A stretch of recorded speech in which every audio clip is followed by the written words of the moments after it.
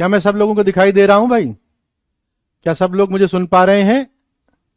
Chat के अंदर एक बार बता दीजिए कि आप सब लोग मुझे सुन पा रहे हैं, मुझे देख पा रहे हैं। Good evening. Can you all hear me? Am I Audible?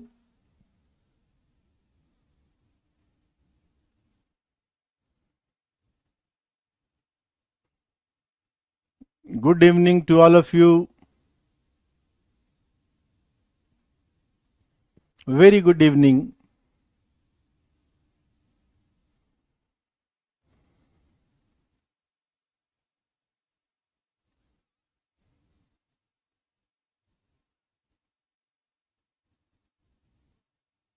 Kaustubh, Chandan. Chat बहुत तेजी से चलती है, एक नाम को रीड नहीं कर पाते। Dipal, Krish, very good evening बच्चों, very good evening.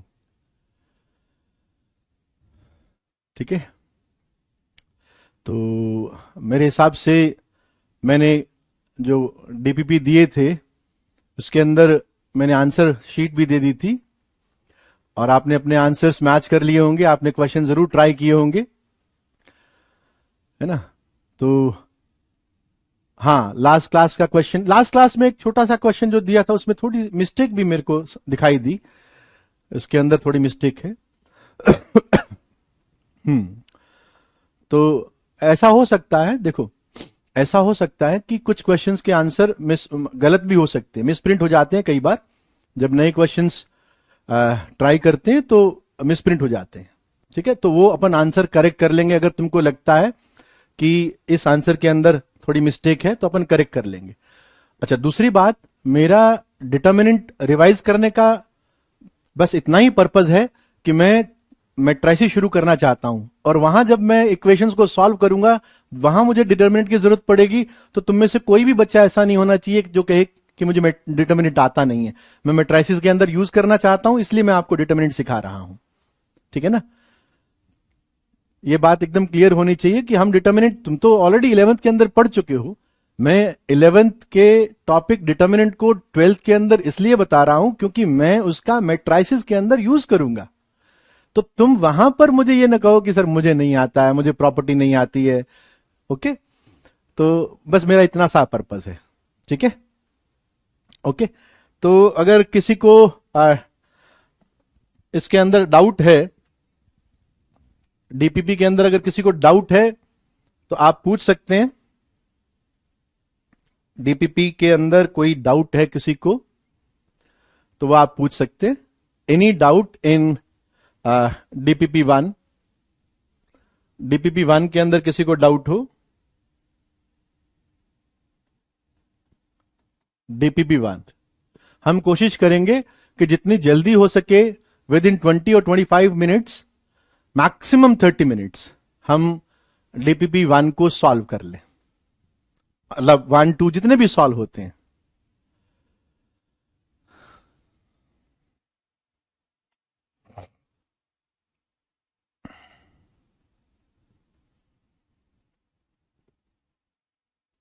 Question number 7 तो बेटा बहुत इजी है।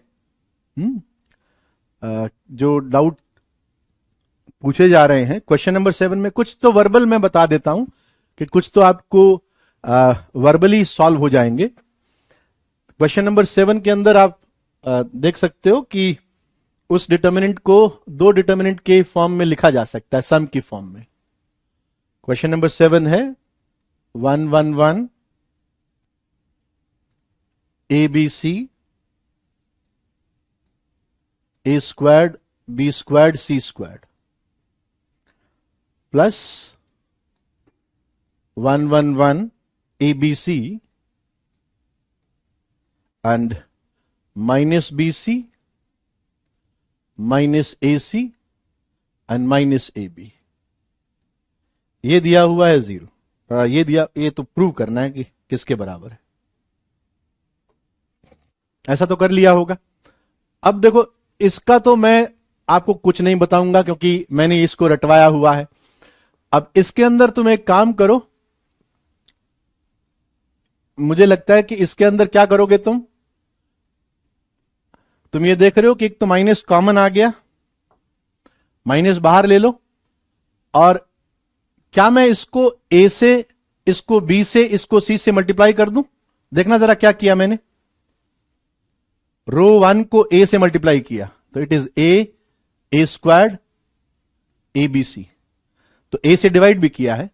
इस रो 2 को मैंने बी से मल्टीप्लाई किया, b squared a b c, और रो 3 को सी से, सी स्क्वायर्ड ए बी सी। मैंने ए बी सी से मल्टीप्लाई किया तो इसलिए ए बी सी यहां लगा दिया। अब तुम में से कोई भी बोलेगा कि सर आप इस कॉलम 3 में से एबीसी को बाहर निकाल दो, तो एबीसी को बाहर निकाला और ये बन गया आपके पास में एबीसी ए square b square c square 1 1 1, ये तो कैंसिल हो गया। ठीक बात। अब तुम देख पा रहे हो कि इनमें रिलेशन क्या है, this is negative of this, तो देयरफॉर दिस आंसर इज 0। ठीक है, तो क्वेश्चन नंबर 7 बहुत इजी था, समझ में आ गया होगा। और भी कई सारे तरीके सॉल्व करने के, मैंने शॉर्टेस्ट जो पॉसिबल वे है जिससे सॉल्व किया जा सकता है वो मैंने बताया है। फिर क्वेश्चन नंबर 10th में तो कुछ करना ही नहीं है, 10th के अंदर डायरेक्ट एक्सपेंड कर दो। क्वेश्चन नंबर 10th में डायरेक्ट एक्सपेंड कर दो, डायरेक्ट एक्सपेंशन है, कोई उसके अंदर प्रॉपर्टी लगाने की जरूरत नहीं है। ठीक है, कोई ऐसा फैक्टर नजर नहीं आ रहा जो लग रहा हो कि कॉमन आ जाएगा। हाँ 11th के अंदर, हाँ 11th के अंदर आप सही बोल रहे हो, 11th के अंदर R1 को R1 plus R2 plus R3 लिखोगे तो रो 1 के अंदर a plus b plus c minus x के फैक्टर बन जाएंगे, और a plus b plus c आपको 0 दिया हुआ है तो वो माइनस एक्स बन जाएगा। ठीक है, 10th वाला मैंने बता दिया, डायरेक्ट एक्सपेंड कर देना।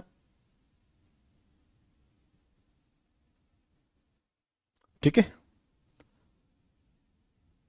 11th वाला अभी मैंने बताया ना, आंसर इट माइट पॉसिबल कि आंसर में थोड़ा करेक्शन हो सकता है, लेकिन जो भी करेक्शन आपको लगता है वो मुझसे पूछ जरूर लेना। नहीं 4th वाला तो मुझे लगता है कि तुम कर लोगे, 4th वाला तो बताने वाला है भी नहीं क्योंकि इसके अंदर कोई ऐसी बात है नहीं। ठीक है,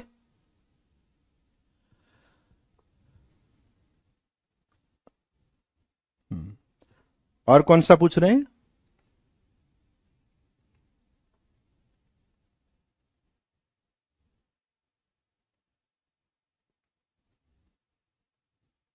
क्वेश्चन नंबर 12 देखो, 12th भी इजी है, क्वेश्चन नंबर 12 देख लो।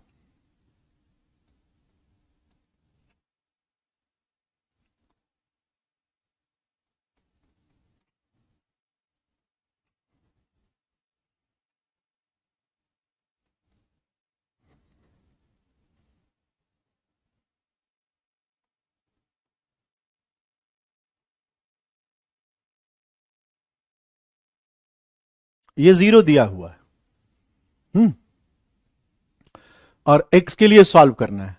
मुझे ऐसा लगता है कि तुमने ये देख लिया होगा कि देखो, अगर आप रो पर बात करो या कॉलम पर बात करो, जैसे x प्लस 1 3 5, मैं रो 1 को देख रहा हूं, इन सब का सम x प्लस 9 आ रहा है, इन सब का सम भी x प्लस 9 आ रहा है, और इन सब का सम भी x प्लस 9 आ रहा है। इसका मतलब अगर मैं एक सिंपल सा ऑपरेशन लगाता हूं कॉलम 1 पर कि column 1 goes to 1 2 3 C1 plus C2 plus C3, तो आपके पास कॉलम 1 के अंदर x प्लस 9 का फैक्टर बन जाएगा। तो x प्लस 9 देख रहे हो ना, x प्लस 9 का फैक्टर बन रहा है, तो x प्लस 9 आप बाहर निकाल लीजिए। So it will B 1 1 1 3x plus 2 3 5 5 x plus 4। ठीक है, अब अगर तुमको किसी भी एक रो के अंदर या किसी एक कॉलम के अंदर सेम नंबर नजर आए तो आप 2 जीरो हमेशा बना सकते हो।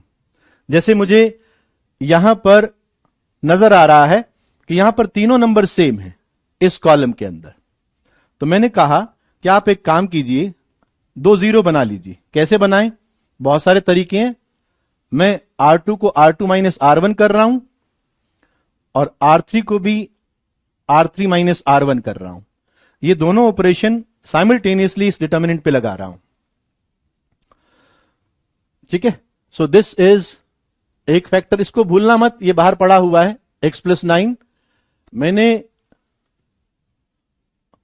रो 2 पर ऑपरेट किया तो 1 माइनस 1 0, इसमें से 3 सब्ट्रैक्ट किया तो x माइनस 1, इधर 0, इधर 0, यहां भी 0 और यहां पर x माइनस 1।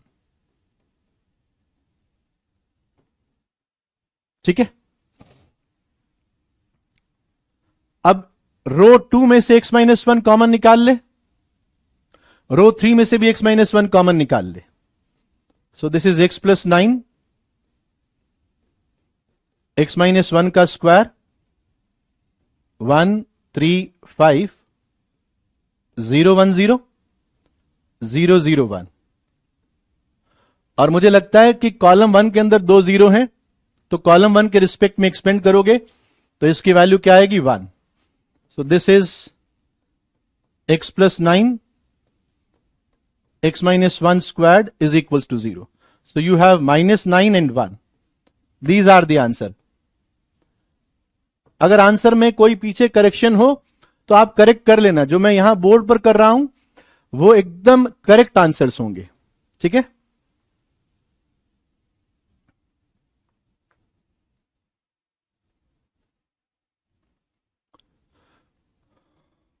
डिस्टिंक्ट रूट की बात बोले तो माइनस 9 एंड 1 रहेंगे।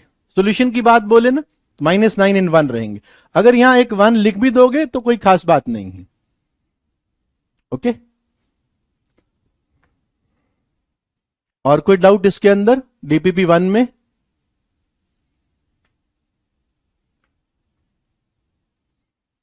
थर्टीन तो बहुत डायरेक्ट क्वेश्चन है यार, 13 तो बहुत डायरेक्ट है।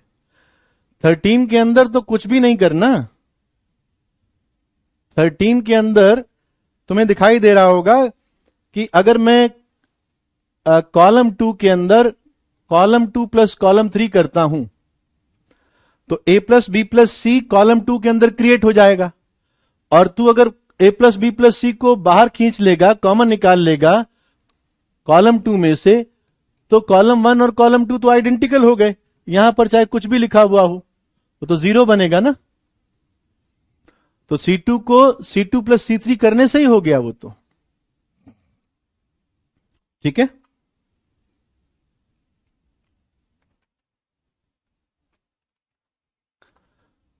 मुझे लगता है क्वेश्चन नंबर 2 भी बहुत इजी है। ठीक है ना, क्वेश्चन नंबर 2 भी बहुत इजी है। आप देख रहे हो कि कॉलम 2 के अंदर a plus 2b, a plus 3b, a plus 5 भी दिया हुआ है, तो कॉलम 2 माइनस कॉलम 1 कर दो। सिमिलरली कॉलम 3 माइनस कॉलम 1 कर दो।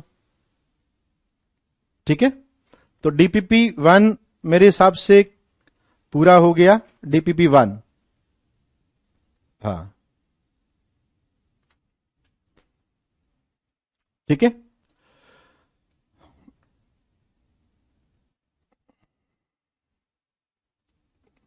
डीपीपी 2 पर आ जाओ। डीपीपी 2 के अंदर कोई डाउट हो तो पूछो। डीपीपी 2 के अंदर, डीपीपी 2 के अंदर कौन सा क्वेश्चन? 6, क्वेश्चन 3।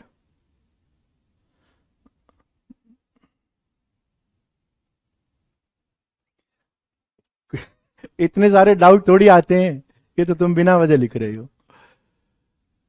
एक बार में डाउट दिख जाते हैं भाई। क्वेश्चन नंबर कौन सा डाउट है आपका? 6 का आंसर चेक करना है। 6 का आंसर क्या है?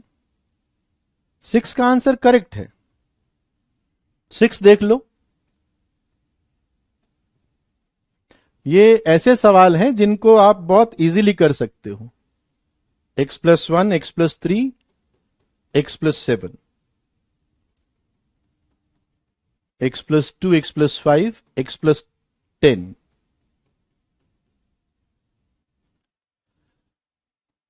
x+4, x+8 and x+14।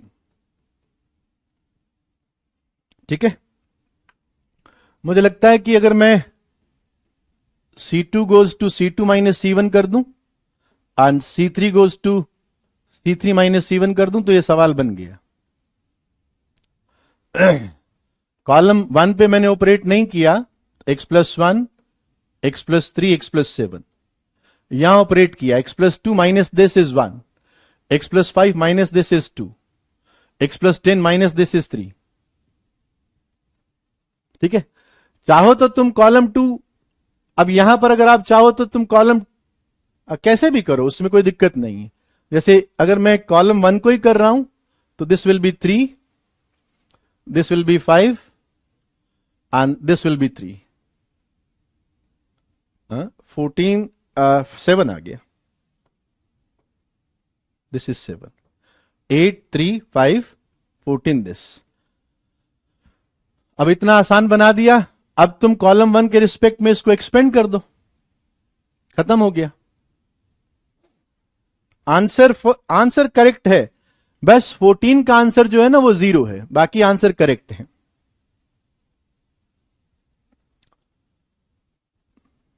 Eighth question देखो, 8th क्वेश्चन देखो, question number 8। B² plus C²। ये बड़े आसान से सवाल तुम पूछ रहे हो, और क्लास के अंदर मैंने बड़े अच्छे अच्छे सवाल करवाए थे।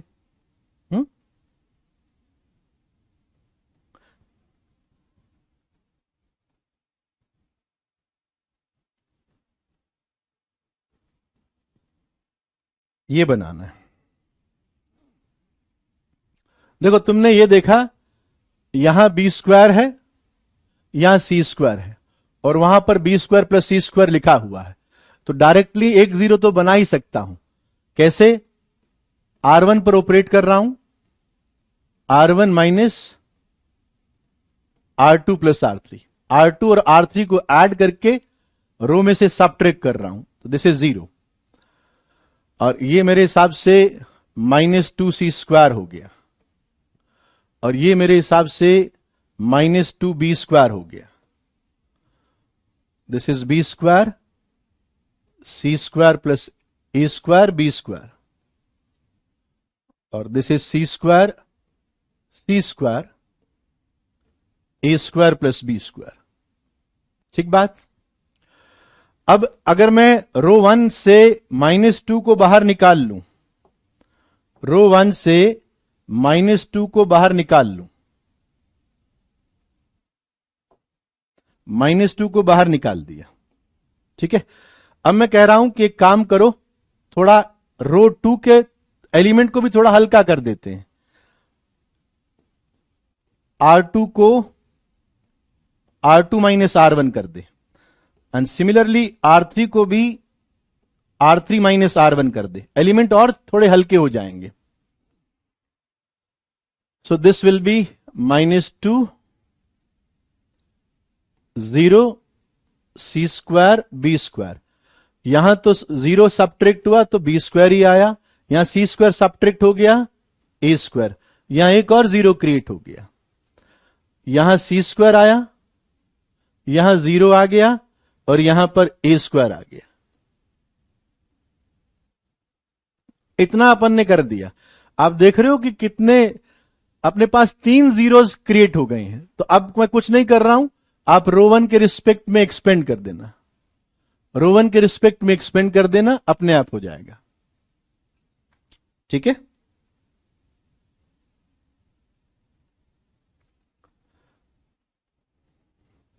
10th और देखना चाहो तो देख लो बेटा, ये सब बहुत आसान सवाल है।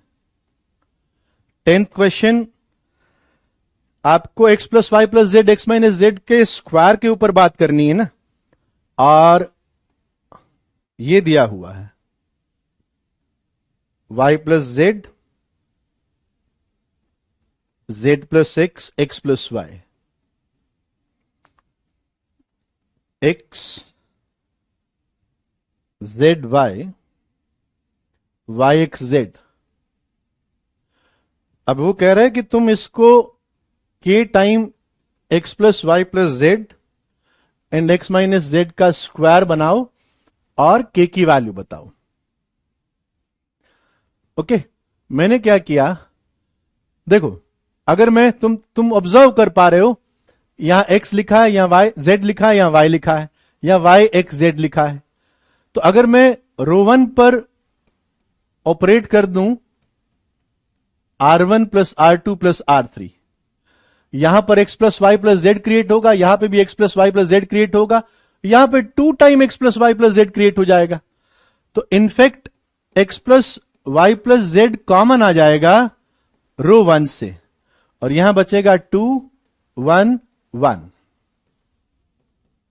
z plus x, z x, then x plus y, y z. ठीक है, अब तुम चाहो तो एक और ऑपरेशन कर सकते हो कि C2 गोज टू, मैं देख रहा हूं Z को हटा सकता हूं, C1 गोज टू, इसमें देख रहे हो ना Z प्लस एक्स है, इधर Z है, यहां x प्लस वाई है, यहां y है, तो मैं C1 goes to C1 minus C2 लगा दूं। ठीक बात, तो ये और आसान हो जाएगा। It will be x plus y plus z and 2 minus 1 1, this is x, this is x, ठीक है ना, और 1 z y 1 x z। जब एक ही रो के अंदर सेम एलिमेंट बन जाते हैं तो आप 2 जीरो क्रिएट कर सकते हो। मुझे लगता है कि आगे का काम आप कर सकते हो, 2 जीरोस क्रिएट कर देना यहां पर। ठीक है, वो चाहे यहां पे भी क्रिएट कर सकते हो, पर यहां पर अगर मैंने यहां तक ले गया हूं तो मैं आगे बोलूंगा कि आप C2 को ऑपरेट कर दो, C2 माइनस C1, यहां जीरो क्रिएट हो जाएगा, और C3 को भी ऑपरेट कर दो, C3 माइनस C1, यहां जीरो क्रिएट हो जाएगा, इनफैक्ट यहां पे भी जीरो आ जाएगा। तो ये 2 ऑपरेशन लगाओगे, यहां 2 जीरो क्रिएट हो जाएंगे, तो आप रो 1 के रिस्पेक्ट में एक्सपेंड कर देना। ठीक है, तो डीपीपी 2 हो गया, डीपीपी 2 कंप्लीट हो गया।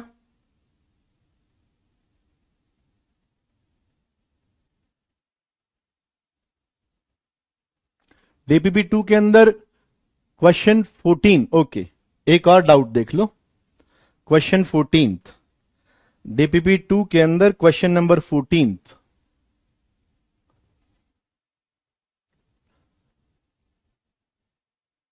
देखो, b square c square, c square a square b square, b c a b, and this is b plus c plus a plus b। देखना जरा ध्यान से, हाँ डीपीपी 2 तक ही डिस्कस करूंगा, और वैसे भी मैं 30 मिनट्स तक ही डिस्कशन करता हूं, फिर 1 आवर हम पढ़ते हैं, क्योंकि बहुत सारे बच्चे ऐसे होते हैं जिनका कोई डाउट नहीं होता, तो आपको 30 मिनट्स तक ही डिस्कशन का टाइम देना है। एक बात ध्यान रखना, जो मैं अब इसको जो जैसे मैं कर रहा हूं उसको थोड़ा ध्यान से समझना। मैंने क्या किया, आप देख रहे हो कि इन 2 एलिमेंट के अंदर अपने पास में ए अवेलेबल है ना, इन 2 एलिमेंट के पास में बी अवेलेबल है। मैंने सिर्फ यह किया कि इस पूरे को आप ए से मल्टीप्लाई कर दो, ये तरीका मैं बता चुका हूं, इसको बी से और इसको सी से, राइट। तो तुम्हारे पास चूंकि एबीसी से मल्टीप्लाई किया रोज में, आपने एबीसी लिख दिया। अब देखना जरा, आपने जब इसको एबीसी से मल्टीप्लाई किया तो क्या मैं अब ए कॉलम से बाहर निकाल सकता हूं और बी कॉलम 2 से बाहर निकाल सकता हूं? एक बार लिख के बता दूं कि it is a b square c square a b c, और यहां आपने किससे मल्टीप्लाई किया?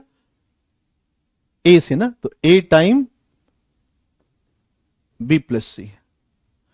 This is b c square a b c, b time c plus a, और this is a square b square c a b c, c time a plus b. मैंने ये किया है। अब मैं कह रहा हूं कि एक तो तुमको ये नजर आ गया कि यहां से एबीसी बाहर निकाल लो, ठीक है ना, और एक तुमको यह नजर आ गया कि यहां से भी एबीसी बाहर निकाला जा सकता है। तो इनफैक्ट एबीसी का स्क्वायर आपने बाहर निकाल लिया, ठीक है ना। नेक्स्ट स्टेप में बता देता हूं कि यहां के बाद मैं क्या करने जा रहा हूं। यहां से मैं एबीसी का स्क्वायर बाहर निकाल रहा हूं। Now this becomes b c c a b. This is 1 1 1 a b plus a c. अब 2 जीरो क्रिएट किए जा सकते हैं ना।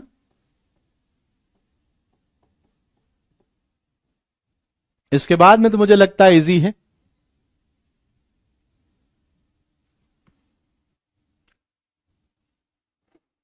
अगर तुम डायरेक्टली भी देखो ना तो भी बन गया है, क्योंकि यहां बीसी दिया हुआ है, यहां ए बी प्लस ए सी है। अगर मैं कॉलम 1 के अंदर कॉलम 3 जोड़ दूं तो कॉलम 3 के अंदर या कॉलम 1 पर ऑपरेट करूं, column 1 goes to column 1 plus column 3। तो तुम देख रहे हो कि यहां पर भी सिग्मा ए बी बनेगा, यहां पर भी सिग्मा ए बी बनेगा, यहां पर भी सिग्मा ए बी बनेगा। तो सिग्मा ए बी बाहर निकाल लो, ये तो बच गया एबीसी। और जैसे ही आपने सिग्मा ए बी बाहर निकाला कॉलम 1 से, तो ये 1 1 1 बन गया और ये भी 1 1 1 था। तो ये ज्यादा आसान रहेगा 2 जीरो बनाने की बजाय। कॉलम 1 और कॉलम 2 आइडेंटिकल आ गए, तो therefore it is equals to 0। तो डायरेक्टली भी कर सकते हो इसको, ठीक है ना।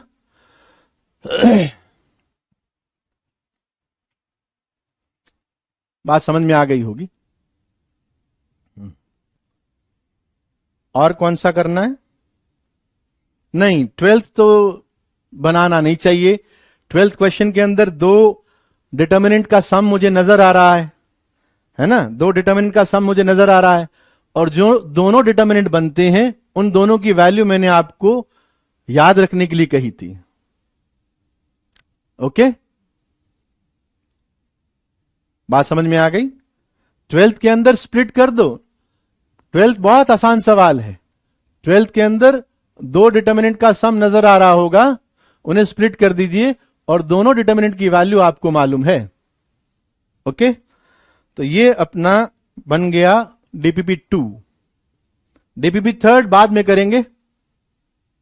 सिग्मा ए बी क्या है? सिग्मा ए बी भाई याद रखना चाहिए यार। सिग्मा ए बी होता है, sigma a b is a b plus b c plus c a, ये होता है। अब याद रखना इसको है, ठीक है। ओके, आओ बच्चों, हम नेक्स्ट क्लास के अंदर, लास्ट क्लास के अंदर जिस क्वेश्चन पर मैं छोड़कर गया था उस क्वेश्चन की बात कर लेते हैं। क्वेश्चन शायद होगा इसी के अंदर। जिन बच्चों ने टेलीग्राम नहीं ज्वाइन किया वो ज्वाइन कर लेना। यहां पर एक करेक्शन है बच्चों, इस क्वेश्चन में यहां करेक्शन है।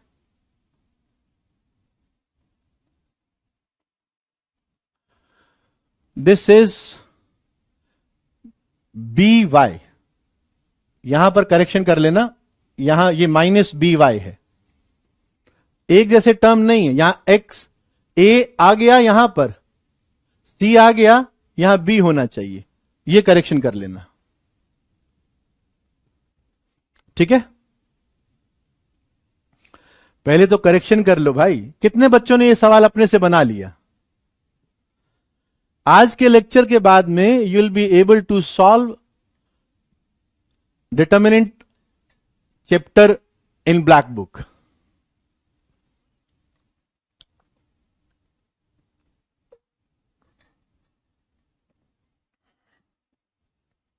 ये काफी अच्छा क्वेश्चन था। अब देखो जरा क्या चीज है, देखो तुम कॉल थोड़ा, अब देखो इस पे थोड़ा फोकस करना है क्योंकि एडवांस लेवल का क्वेश्चन है।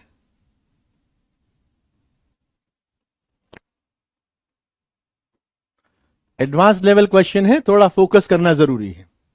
जिनसे हो गया बहुत अच्छी बात है। नाउ सी, फोकस करना जरा। तुम इस एलिमेंट को देखो,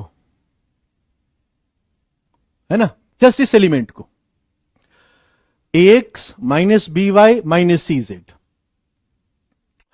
और इसके कॉरेस्पॉन्डिंग कॉलम 2 के अंदर एक एलिमेंट है ए वाई प्लस बी एक्स। मैं जस्ट अभी इन दोनों एलिमेंट को देख रहा हूं, ठीक है। Of course third element C x plus a Z है, वो तो मुझे सिमिट्री दिखाई दे रही है। अगर मैं इस एलिमेंट को, सिर्फ इस एलिमेंट को ए से मल्टीप्लाई कर दूं तो ए स्क्वायर एक्स बनेगा। इसको अगर मैं बी से मल्टीप्लाई कर दूं, बी स्क्वायर एक्स बनेगा। इसको मैं सी से मल्टीप्लाई कर दूं तो सी स्क्वायर एक्स बनेगा। तो अगर मैं जोड़ता हूं तो मेरे पास में a square plus b square plus c square x का टर्म अपीयर होगा। जो थॉट लेवल है उस पर समझा रहा हूं कि कैसे हम सोचते हैं। अब जैसे आपने इसको ए से मल्टीप्लाई किया तो यहां माइनस ए बी वाई बना, यहां आपने जब बी से मल्टीप्लाई किया यहां पर प्लस का ए बी वाई बनेगा। जब इसमें आप जोड़ोगे तो ये ए बी वाई वाला टर्म कैंसिल हो जाएगा। यहां पर माइनस ए सी जेड बन रहा है, और वहां पर जब आपने सी से मल्टीप्लाई किया तो वहां पर प्लस का ए सी जेड बन रहा है, तो इसमें जोड़ा वो भी खत्म हो गया। और यहां पर आपके पास में, आप देखो ये स्टेप समझ गए कि मैंने क्या किया। मैंने जिस स्टेप की मैं चर्चा कर रहा हूं, जो स्टेप मैंने समझाया उसको समझ लो कि column 1 goes to a time column 1 plus b time column 2 plus c time column 3। मैंने ये ऑपरेशन लगाया है, ठीक है। और इस ऑपरेशन को पूरा मैं समझा चुका हूं कि मैंने ये लगाया क्यों, राइट।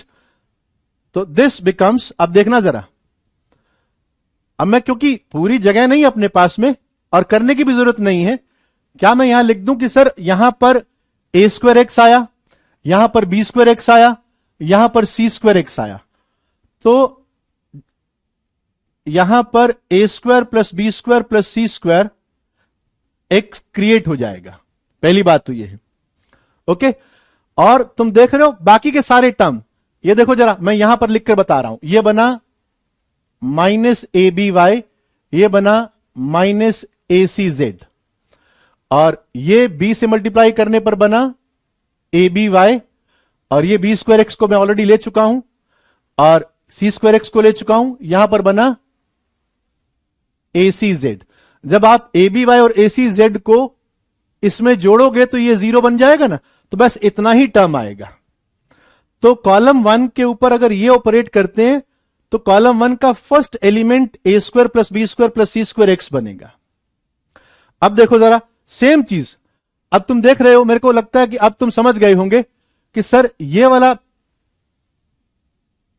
जो टर्म है ये आपका बनेगा ए स्क्वायर वाई, और ये वाला टर्म बनेगा बी स्क्वायर वाई, ठीक है ना, और ये वाला टर्म बनेगा सी स्क्वायर वाई। तो सर अगर आप जोड़ोगे तो यहां पर a square plus b square plus c square, a square plus b square plus c square y बन जाएगा। ठीक है, और तुम ये भी देख पा रहे हो कि सर ये वाला ए बी एक्स जो है ना, ये माइनस ए बी एक्स से खत्म हो जाएगा, और ये वाला माइनस बी सी जेड यहां वाले प्लस बी सी जेड से खत्म हो जाएगा। ठीक है, तो ये सिर्फ ये टर्म बनेगा। सिमिलरली अब इसको आपने सी से मल्टीप्लाई किया, ये बना सी स्क्वायर एक्स। ठीक है, यही बना ना, और ये आपके पास में बी स्क्वायर जेड देगा, और ये आपके पास में ये ए स्क्वायर जेड देगा ना, ये सी स्क्वायर नहीं, ए स्क्वायर जेड देगा। ए से मल्टीप्लाई किया, a square z, b square z and c square z. तो this will be a square plus b square plus c square z. बाकी के तुम देख रहे हो कि सर बाकी के कैंसिल हो जाएंगे, ए सी एक्स जो है ये minus of a c x से कैंसिल हो जाएगा। मेरे को लगता है बात समझ में आ जाएगी। तो a square plus b square plus c square x y z, ये कॉलम 1 बना। और कॉलम 2 में मैंने कुछ किया ही नहीं, तो a y plus b x, b y minus c z minus a x, b z plus c y,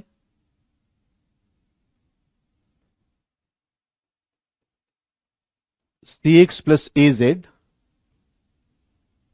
b z plus c y, c z minus a x minus b y. ठीक बात? हां, वो भी कर सकते हैं आदित्य, वो भी कर सकते हैं, जो आपने लिखा एक्स वाई जेड कॉलम को दे दो और रो को एबीसी, वो भी कर सकते हैं। अब a square plus b square plus c square ये बाहर निकाल लो। So this is a square plus b square plus c square, और यहां आपके पास में आ गया x y z. Now this is a y plus b x, b y minus c z minus a x, b z plus c y. बहुत अच्छा सवाल है, पेशेंस की जरूरत है बस इसमें, मुश्किल नहीं है।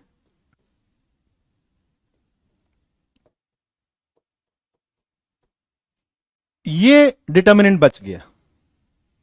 ठीक है, पर ध्यान रखना, आपने कॉलम 1 को ए से मल्टीप्लाई किया है ना, तो आप यहां 1/a लगाना मत भूलना।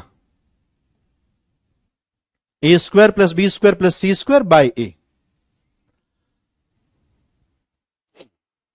ठीक है ना, ऑब्जर्व। अब इस डिटर्मिनेंट को देखो जरा। अब देखो, अगर मैं इसको रो 1 को, अब देखो कॉलम पर कर चुका, मैं अब देख रहा हूं कि मैं अगर रो 1 को x से मल्टीप्लाई कर देता हूं और रो 2 को y से, रो 3 को z से, मतलब मैं रो पर ऑपरेट करना चाह रहा हूं, रो पर ऑपरेट करना चाह रहा हूं, मैं इधर कर देता हूं।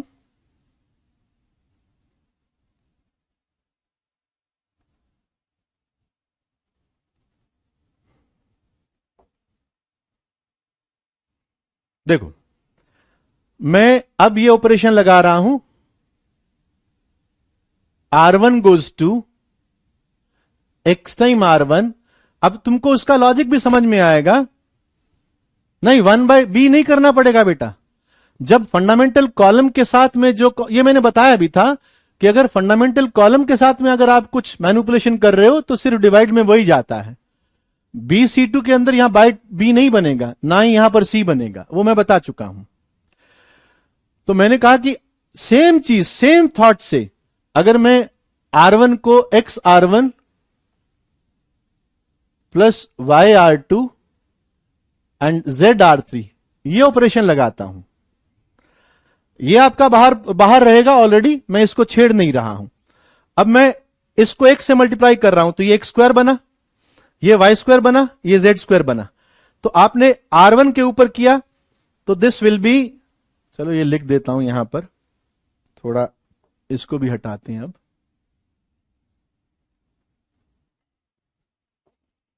This is a square plus b square plus c square, ये ए था ही, आपने फंडामेंटल रो 1 के साथ में एक्स आर वन किया है तो यहां पे एक्स आ गया, right. X square plus y square plus z square, this is x squared plus y squared plus z square. अब ये देखो जरा, इसको आपने एक्स से मल्टीप्लाई किया है ना, तो ये बनेगा ए एक्स वाई, ध्यान से समझना, ये बनेगा ए एक्स वाई, और इधर आपने रो 2 को y से मल्टीप्लाई किया तो यहां पर बनेगा minus a x Y, cancel हो जाएगा, ठीक बात। इधर बनेगा आपके पास में बी एक्स स्क्वायर्ड, यहां बनेगा आपके पास में बी वाई स्क्वायर्ड, यहां बनेगा आपके पास में बी जेड स्क्वायर। तो can I write this b time x square plus y square plus z square, और बाकी की टर्म देखो जैसे मैंने बताया वो सब कैंसिल हो रही हैं, यहां पे आपके पास में जो बना वो कैंसिल हो रहा है, ये तो कैंसिल दिखाई दिया था, बाकी भी टर्म कैंसिल हो पा रही हैं, आप देख पा रहे हो, ठीक है। अब यहां पर क्या बना, सी एक्स स्क्वायर, ठीक है, और यहां बना आपके पास में सी वाई स्क्वायर, यहां बना सी जेड स्क्वायर, तो यहां c common, and this is x squared plus y squared plus z square, बाकी सब टर्म खत्म हो पा रही हैं, तुम देख पा रहे हो। ये रो 1 पर ऑपरेट किया, रो 2 और रो 3 सेम है, तो मैं उनको एज इट इज लिख रहा हूं, it is y b y minus c z minus a x b z plus c y, z b z plus c y and c z minus a x minus b y, ठीक है ना। तो यहां तक बात समझ में आ गई होगी। अब तुम x square plus y square plus z square को भी बाहर निकाल लो,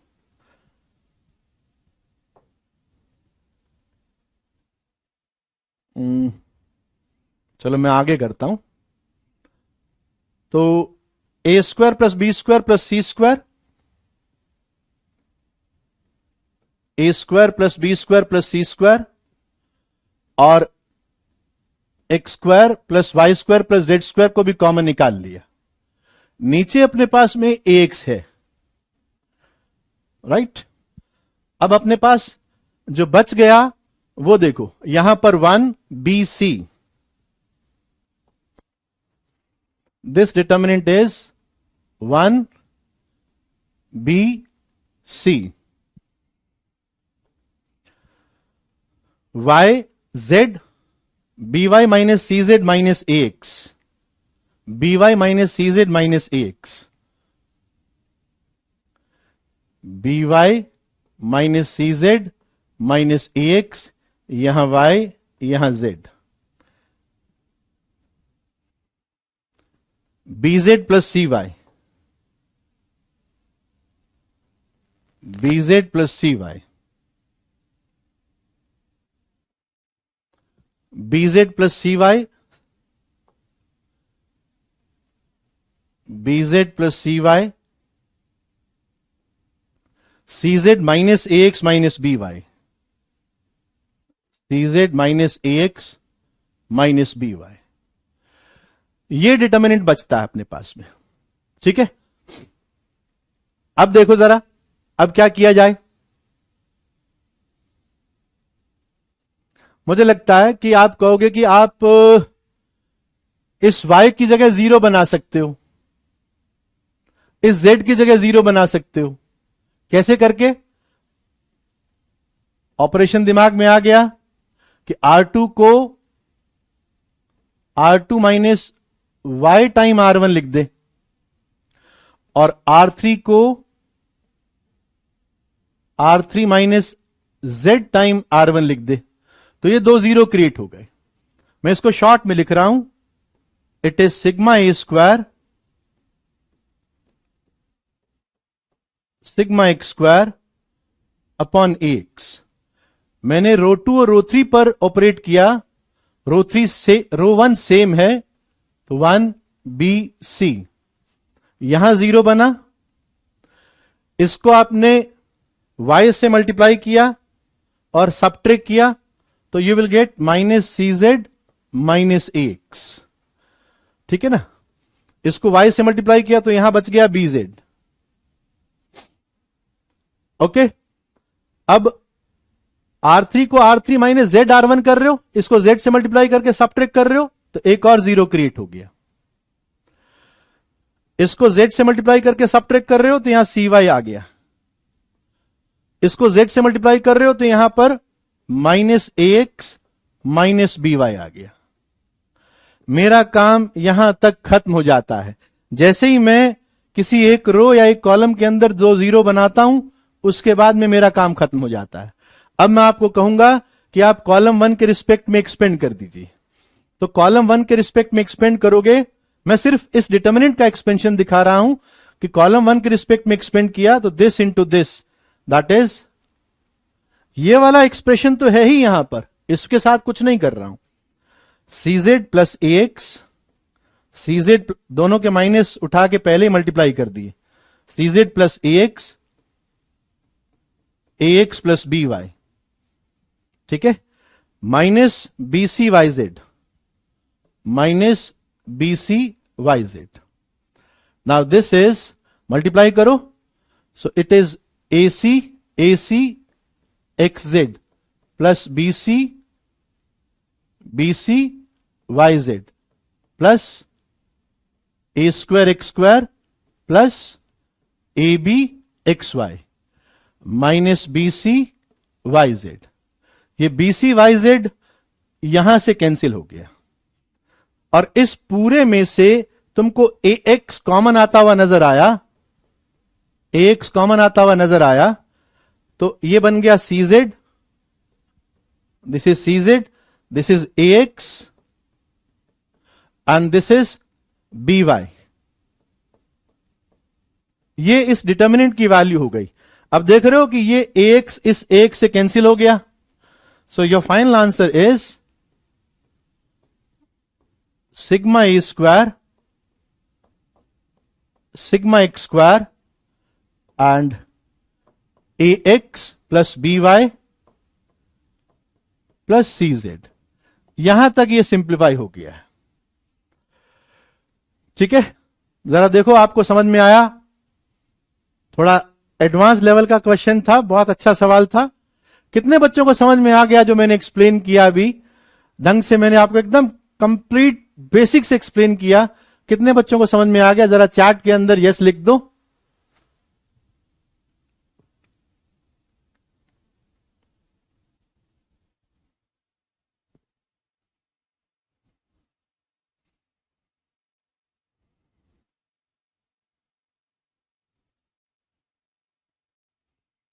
रो ही होगा, कॉलम थोड़ी होगा।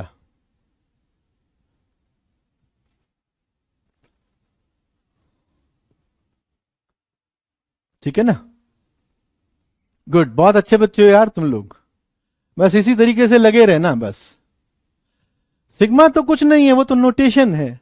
वो तो a square plus b square plus c square को लिखा है, ये x square plus y square plus z square को लिखा है। This is very good question.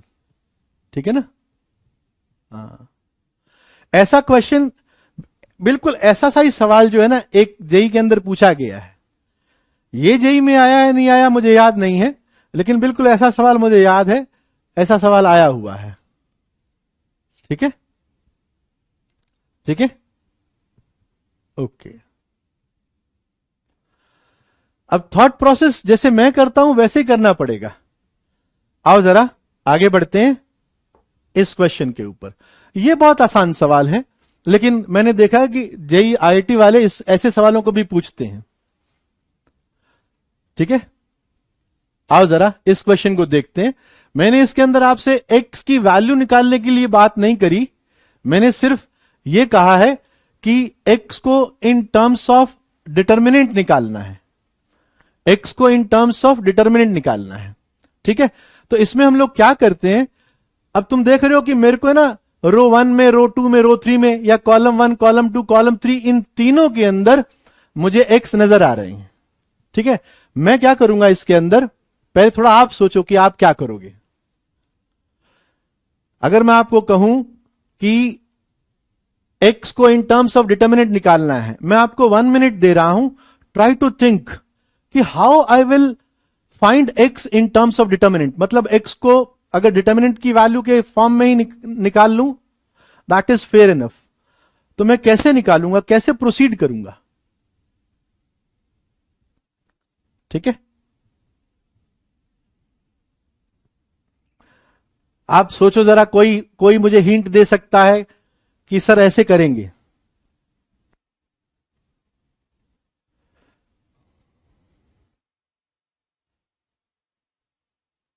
एक बार जब प्रैक्टिस हो जाती है ना वैसे क्वेश्चन की, वो प्रैक्टिस की बात है, टाइम नहीं लगता। टाइम तो जब प्रैक्टिस करते हैं तब लगता है। जब एक बार आपने वैसे 5-7 सवाल कर लिए तो तुमको नजर आने लग जाएगा। ओके, गिव मी हिंट, बताओ जरा इसके अंदर क्या करें।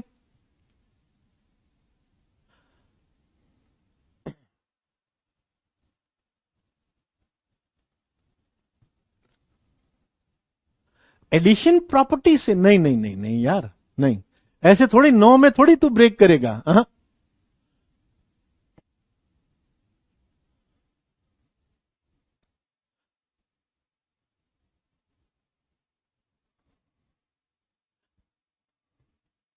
अरे अलग अलग दिए हुए हैं, R1 plus R2 plus R3 करने से भी कुछ नहीं होगा। देखो जरा, अब ध्यान से सुनो, मैंने आपके कमेंट्स देख लिए हैं, कुछ बच्चों ने सही भी कहा है। देखो, अगर मैं आपको कहूं कि मैं एक काम करता हूं, मैं कॉलम 2 में से x को एलिमिनेट कर देता हूं, कॉलम 2 में से x को एलिमिनेट कर देता हूं, तो आप कहोगे कि सर आपको यहां ए बी एक्स नजर आ रहा है, इसके कॉरेस्पॉन्डिंग कॉलम 1 में ए स्क्वायर एक्स नजर आ रहा है। तो तुम एलिमिनेशन प्रोसेस जानते हो कि सर आप इसको a से मल्टीप्लाई करना और इसको b से मल्टीप्लाई करना, और कॉलम 2 में से कॉलम 1 को सबट्रैक्ट कर देना। ठीक है, मैं क्या कह रहा हूं कि column 2 goes to a time column 2, a से मल्टीप्लाई करना, और माइनस b टाइम कॉलम 1, तो x एलिमिनेट हो जाएगा। यहां तो एलिमिनेट होगा ही, जरा इसका सेकेंड एलिमेंट देखो, ये बी स्क्वायर्ड एक्स से, तो ये ए बी स्क्वायर्ड एक्स हो गया, और यहां पर आपने b से मल्टीप्लाई किया तो ये भी ए बी स्क्वायर्ड एक्स हो गया, ये ए बी सी एक्स हुआ, ये भी sir a b c x हो गया। तो ऐसा करने से कॉलम 2 में से x की टर्म खत्म हो जाएगी, राइट? अब तो तुमको थॉट आ गया होगा कि सर ऐसा तो काम मैं कॉलम 3 में भी कर सकता हूं, है ना? यहां ए स्क्वायर एक्स नजर आ रहा है, यहां ए सी एक्स नजर आ रहा है, तो आप कहोगे कि सर इसको ए से मल्टीप्लाई करना और कॉलम 1 को सी से मल्टीप्लाई करना। मतलब column 3 goes to a time column 3 minus, इसको किससे मल्टीप्लाई किया? सी से, सी टाइम कॉलम 1। तो मैंने पूरा आपको एक्सप्लेन किया कि मैं ऐसा कर रहा हूं। अब देखो, आपने कॉलम 2 के साथ में ऑपरेट किया और ए टाइम कॉलम 2 कर रहे हो, तो यहां पर 1 बाय ए लगा दो। C3 goes to a time C3 कर रहे हो, तो यहां पर ए और लगा दो, तो ए स्क्वायर हो गया। कॉलम 1 के अंदर मैंने कुछ नहीं किया, it is u plus A squared x. Operation तो मैंने कॉलम 2 एंड कॉलम 3 में किए हैं, it is l plus a b x m plus a c x. ठीक है, अब आप देख रहे हो कि इसको a से मल्टीप्लाई किया तो ये a l, this is a l minus b mu, mu है या यू है जो भी है, माइनस बी यू, ये बच गया। और यहां पर A V, this is A V, और यहां पर बी एल है ना, बी एल, तो माइनस बी एल, यहां पर एन ए माइनस एम बी ये बच गया। ठीक है, अब कॉलम थर्ड के अंदर चले जाओ, ए टाइम कॉलम 3 तो एम ए, यहां क्या बचा एम ए, और सी टाइम तो यहां म्यू सी या यू सी जो भी है यू सी।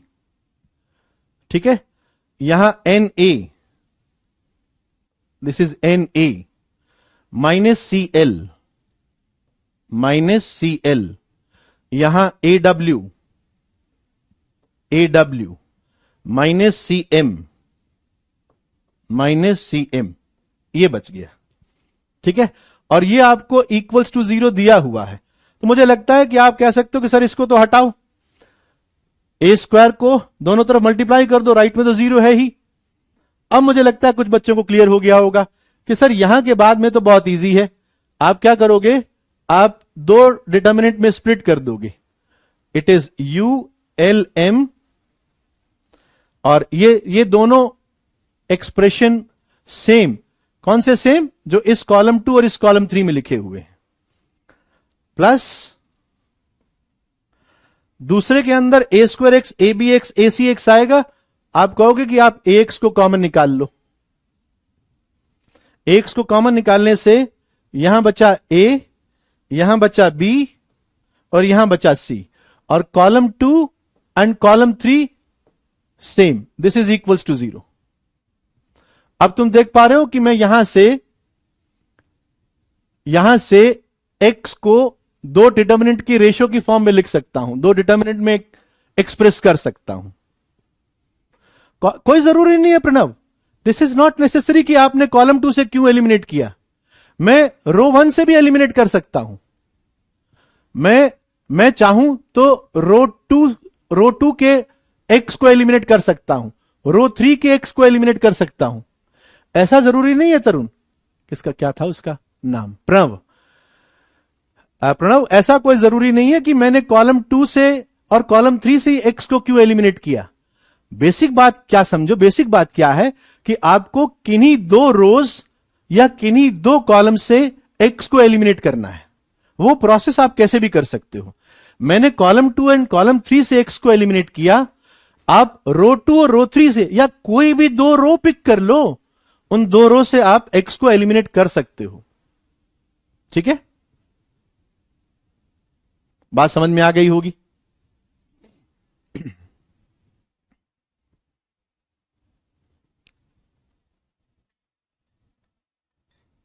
आज बहुत मुश्किल सवाल आदित्य लिए जा रहे हैं, है ना। इससे पहले वाला लेक्चर देखोगे तो बाकी चीजें समझ में आएंगी।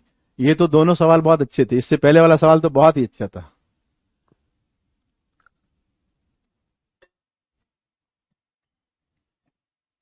अरे आलोक बच्चे, वो बी बाहर नहीं आएगा, वो बी फंडामेंटल कॉलम के साथ थोड़ी है। रो कॉलम ट्रांसफॉर्मेशन में वही चीज बाहर आती है जो आपने फंडामेंटल कॉलम के साथ में किया है, वही चीज बाहर आती है। बाकी किसी कॉलम के साथ में कुछ भी करो, कुछ बाहर नहीं आता है। ठीक है,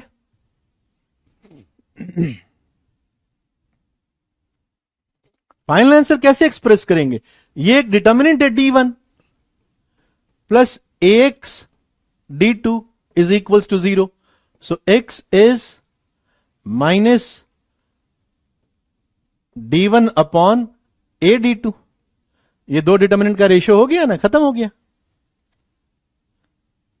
B बाहर नहीं आएगा, B बाहर नहीं आएगा, वो फंडामेंटल कॉलम 2 के साथ में ऑपरेट कर रहे हो।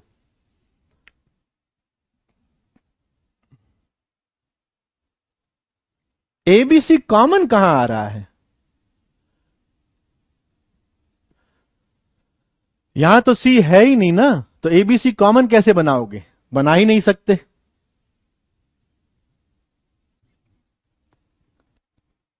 हाँ, ये AX है, A इंटू एक्स है।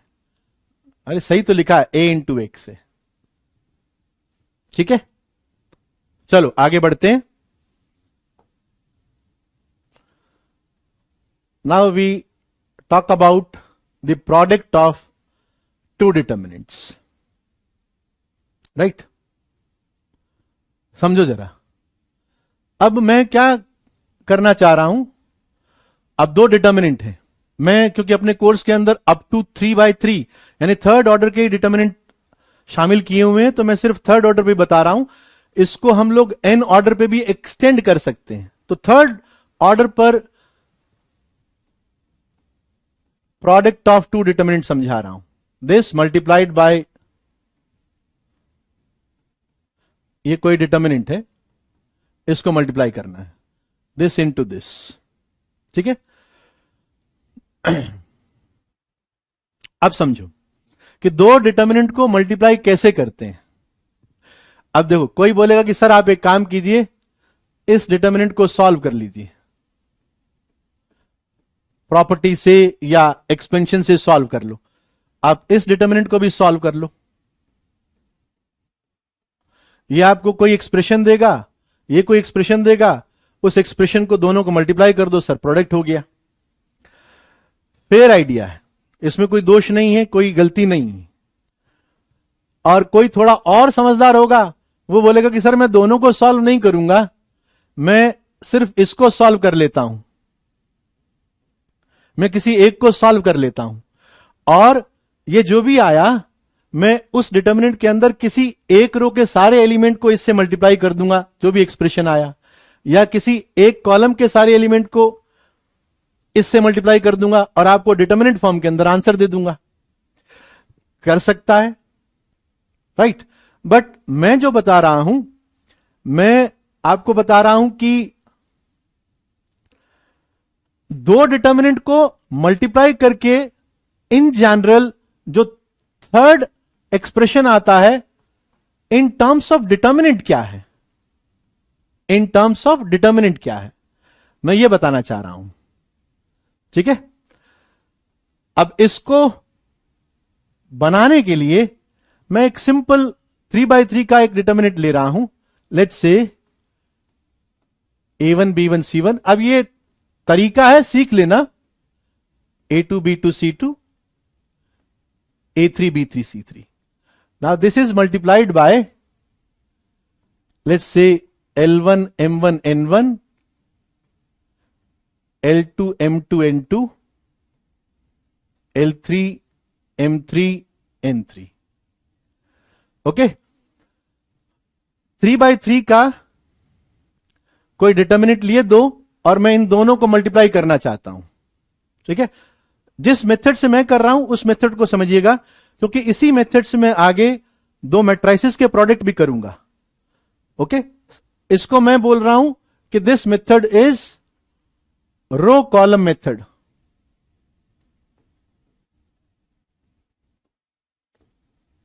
रो कॉलम मेथड। अब ये क्या है? दिस प्रोडक्ट इज, चलो यहां लिख देता हूं, दिस प्रोडक्ट इज, आप इसकी रो 1 पिक कीजिए और इसका कॉलम 1 पिक कीजिए। रो 1 को कॉलम 1 के कॉरेस्पॉन्डिंग एलिमेंट से मल्टीप्लाई करके जोड़ दीजिए।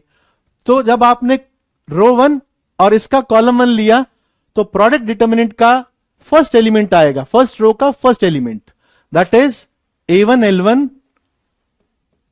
L1 plus B1 L2 plus C1 L3। इन एलिमेंट को कॉरेस्पॉन्डिंग कॉलम 1 के एलिमेंट से मल्टीप्लाई करके जोड़ दिया तो मुझे फर्स्ट एलिमेंट मिल गया मेरे प्रोडक्ट का। अब इसकी रो 1 इसके कॉलम 2 से मल्टीप्लाई करूंगा तो रो 1 का सेकेंड एलिमेंट मिलेगा, that is A1 M1 plus B1 M2 plus C1 M3। इसकी रो 1 और इसका कॉलम थर्ड तो 1 3 एलिमेंट मिलेगा, तो that is A1 N1 plus B1 N2 plus C1 N3। तो इस तरह से मैं सारे 9 एलिमेंट्स लिख सकता हूं, ठीक है? अब जैसे मैं तुमको पूछूं कि मुझे ये वाला एलिमेंट बताओ, यहां पे भी तुम लिख सकते हो, पूरा भर सकते हो। नाउ अगर मुझे ये वाला एलिमेंट चाहिए, प्रोडक्ट डिटर्मिनेंट के अंदर थर्ड रो का सेकेंड एलिमेंट, थर्ड रो का सेकेंड एलिमेंट कब मिलेगा? जब इसकी थर्ड रो इसके सेकेंड कॉलम से मल्टीप्लाई होगी तब मिलेगा। समझ गए कि अगर मुझे 3 2 चाहिए प्रोडक्ट डिटर्मिनेंट के अंदर, अगर मुझे थर्ड रो का सेकेंड एलिमेंट चाहिए तो मुझे इसका रो थर्ड इसके कॉलम 2 से मल्टीप्लाई करना पड़ेगा, जब 3 2 एलिमेंट मिलेगा। तो इट विल बी A3M1, एक और एलिमेंट लिख के बता देता हूं, A3M1 B3M2 B3M2 plus C3M3 plus C3M3। इस तरीके से हम सारे एलिमेंट को फाइंड कर सकते हैं। ठीक है,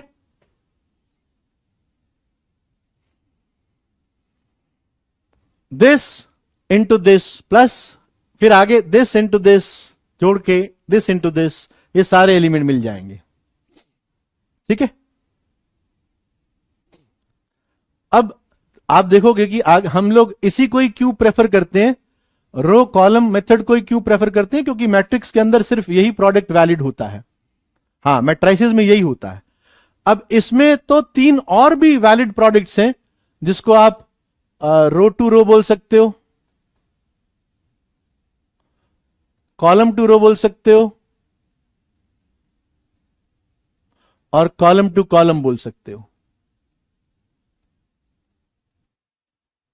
ये 3 और मेथड भी हैं, बट मैं इसी पे ही फिक्स करता हूं, मैं सभी सवालों को यही करता हूं।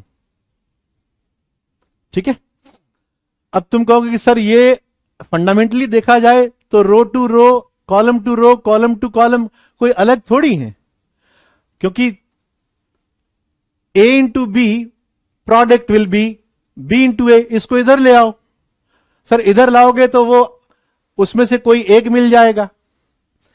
अगर आप रोज एंड कॉलम को इंटरचेंज कर देते हैं तो डिटर्मिनेंट की वैल्यू चेंज नहीं होती है ना। तो अगर मैं यहां पर L1 M1 N1 ले आऊंगा तो रो टू रो मिल जाएगा। आई बात समझ में कि sir these 3 are not different.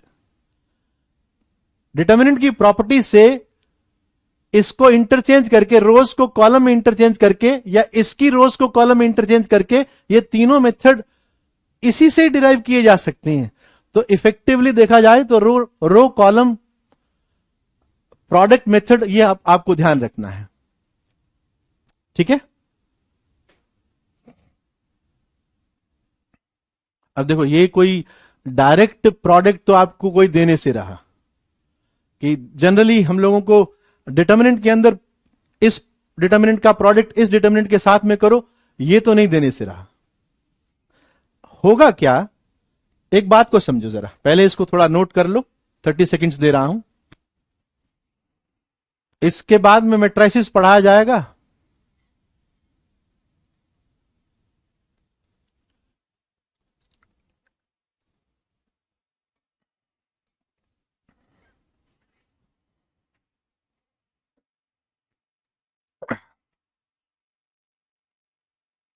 हो गया, नोट कर लो, साथ में नोट करते जाएगा, और नोट्स मिलेंगे तो मिलेंगे, पर अपने नोट्स खुद बनाओ। हाँ, बता रहा हूं कि इसको क्या, इसका यूज क्या है, ये बहुत इंपॉर्टेंट है।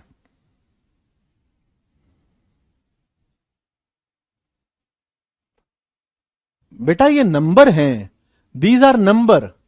अगर determinant of D1 determinant of D2 is also equals to determinant of D2 determinant of D1, जैसे 5 into 3 is also equals to 3 into 5, तो कम्यूटेटिव तो रहेगा ही। ठीक है, ये जितने भी तुम मेथड्स के नाम लिख रहे हो ना, सारस मेथड, ये सब मैं जानता हूं, मैं वो सब जानता हूं जो तुम जानते हो, बट मैं बताऊंगा वो जो हमारे काम का है। तो प्रोडक्ट इज कम्यूटेटिव मैंने बता दिया। अब एक बात समझो जरा जो मैं बात बताने जा रहा हूं। ये पॉइंट बहुत इंपॉर्टेंट है। ये पॉइंट क्या है कि आपको कोई डिटर्मिनेंट दिया हुआ है, एक डिटर्मिनेंट आपको दिया हुआ है, ठीक है, और इस डिटर्मिनेंट को पहचाने कैसे कि ये दो डिटर्मिनेंट की प्रोडक्ट की फॉर्म में लिखा जा सकता है। ये दो डिटर्मिनेंट की प्रोडक्ट की फॉर्म में लिखा जा सकता है। हाउ टू रिकॉग्नाइज दिस, ठीक है, कि इसको दो डिटर्मिनेंट की, भाई कोई दो डिटर्मिनेंट देगा इसको तो प्रोडक्ट कर कर मैं यहां तक पहुंच सकता हूं, लेकिन अगर मुझे यह दिया हुआ हो तो मैं ये दो डिटर्मिनेंट कैसे लिखूंगा, इस बात को समझो जरा। यह सबसे इंपॉर्टेंट पॉइंट है। इसके बेसिस पर ही बहुत सारे अच्छे सवाल किए जा सकते हैं। देखो, मेरे को जो भी तुम डिटर्मिनेंट दोगे, अगर मुझे लगता है कि यार ये डिटर्मिनेंट किसी भी प्रॉपर्टी से नहीं बन रहा, बहुत अजीब से एक्सप्रेशन यहां लिखे हुए हैं, तो मैं क्या ऑब्जर्व करता हूं, मैं जैसे रोमन पर बात कर रहा हूं, रोमन के हर एलिमेंट पर, एलिमेंट 1 पर, 2 पर और 3 पर, मैं ये देखता हूं कि क्या इन तीनों के अंदर कोई एलिमेंट्स कॉमन लिखे हुए हैं क्या। व्हाट आई ऑब्जर्व कि इन रोज के अंदर, अभी मैं रो 1 पर बात कर रहा हूं, वही रो 2 और रो 3 पे भी बात की जा सकती है, कि किसी एक रो के अंदर, किसी एक रो के अंदर जितने एलिमेंट, 3 एलिमेंट जो है ना, इस एलिमेंट के अंदर कुछ ऐसे एलिमेंट हैं क्या, ऐसे कुछ एक्सप्रेशन है क्या जो इसके अंदर भी है और इसके अंदर भी है। अगर मुझे कभी ऐसा नजर आता है, अगर मुझे कभी ऐसा नजर आता है कि इस एलिमेंट में, इन तीनों एलिमेंट में कुछ कॉमन एक्सप्रेशंस हैं, तो मैं ये समझ जाता हूं कि ये सवाल प्रोडक्ट से बनने वाला है। क्यों? क्योंकि आप देखो, हमने जो प्रोडक्ट सीखा है, आपने जो प्रोडक्ट सीखा, देखो ये चीज मैं यहां पर अप्लाई करके बता रहा हूं। आपने इसको देखा, आपने इसको देखा, और आपने इस एलिमेंट को देखा। डोंट यू फील कि A1 B1 C1 तीनों एलिमेंट के अंदर आ रहे हैं। A1 B1 C1 ये तीनों एलिमेंट, इस एलिमेंट में, इसमें, इस बॉक्स के अंदर A1 B1 C1 आ रहे हैं। तो ये क्लिक होता है, ये थॉट होता है कि ये पक्का दो डिटर्मिनेंट की प्रोडक्ट की फॉर्म में लिखा जा सकता है। इस बात को आप ध्यान रखना, ठीक है ना। इस बात को आप ध्यान रखना कि अगर मैं ऐसा ऑब्जर्व कर पाऊं कि किसी एक डिटर्मिनेंट के अंदर, रो के अंदर, अगर मैं ऐसे एलिमेंट्स कॉमन ढूंढ पा रहा हूं, तो इसका मतलब यह है कि ये जो एक्सप्रेशन है, ये डिटर्मिनेंट वाला एक्सप्रेशन, ये दो डिटर्मिनेंट की प्रोडक्ट की फॉर्म में लिखा जा सकता है। बात समझ में आ गई? कितने बच्चों को यह बात समझ में आई जो मैंने अभी बताई? The most important thing in the product of determinant. जिन बच्चों को यह बात समझ में आई, एक बार यस लिख कर भेज दो मुझे, चार्ट के अंदर यस लिख दो, जो मैंने अभी बताया कि कैसे मैं एक डिटर्मिनेंट को देखता हूं कि ये डिटर्मिनेंट दो डिटर्मिनेंट की प्रोडक्ट की फॉर्म में लिखा जा सकता है या नहीं। जस्ट राइट डाउन यस, जिन भी बच्चों को यह बात समझ में आ गई कि हां भाई, अगर ऐसा हो गया तो हम इस डिटर्मिनेंट को दो डिटर्मिनेंट के प्रोडक्ट की फॉर्म में लिख पाएंगे।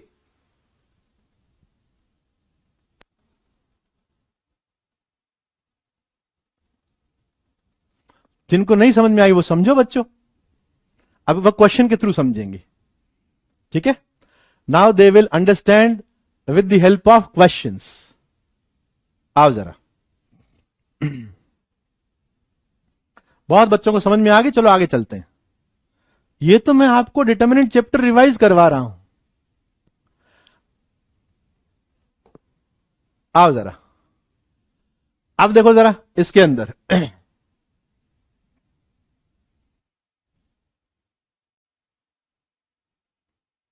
ये अपने आप सारी रोज के साथ में हो जाएगा, 1 2 3 रोज सभी में हो जाएगा ये, ठीक है।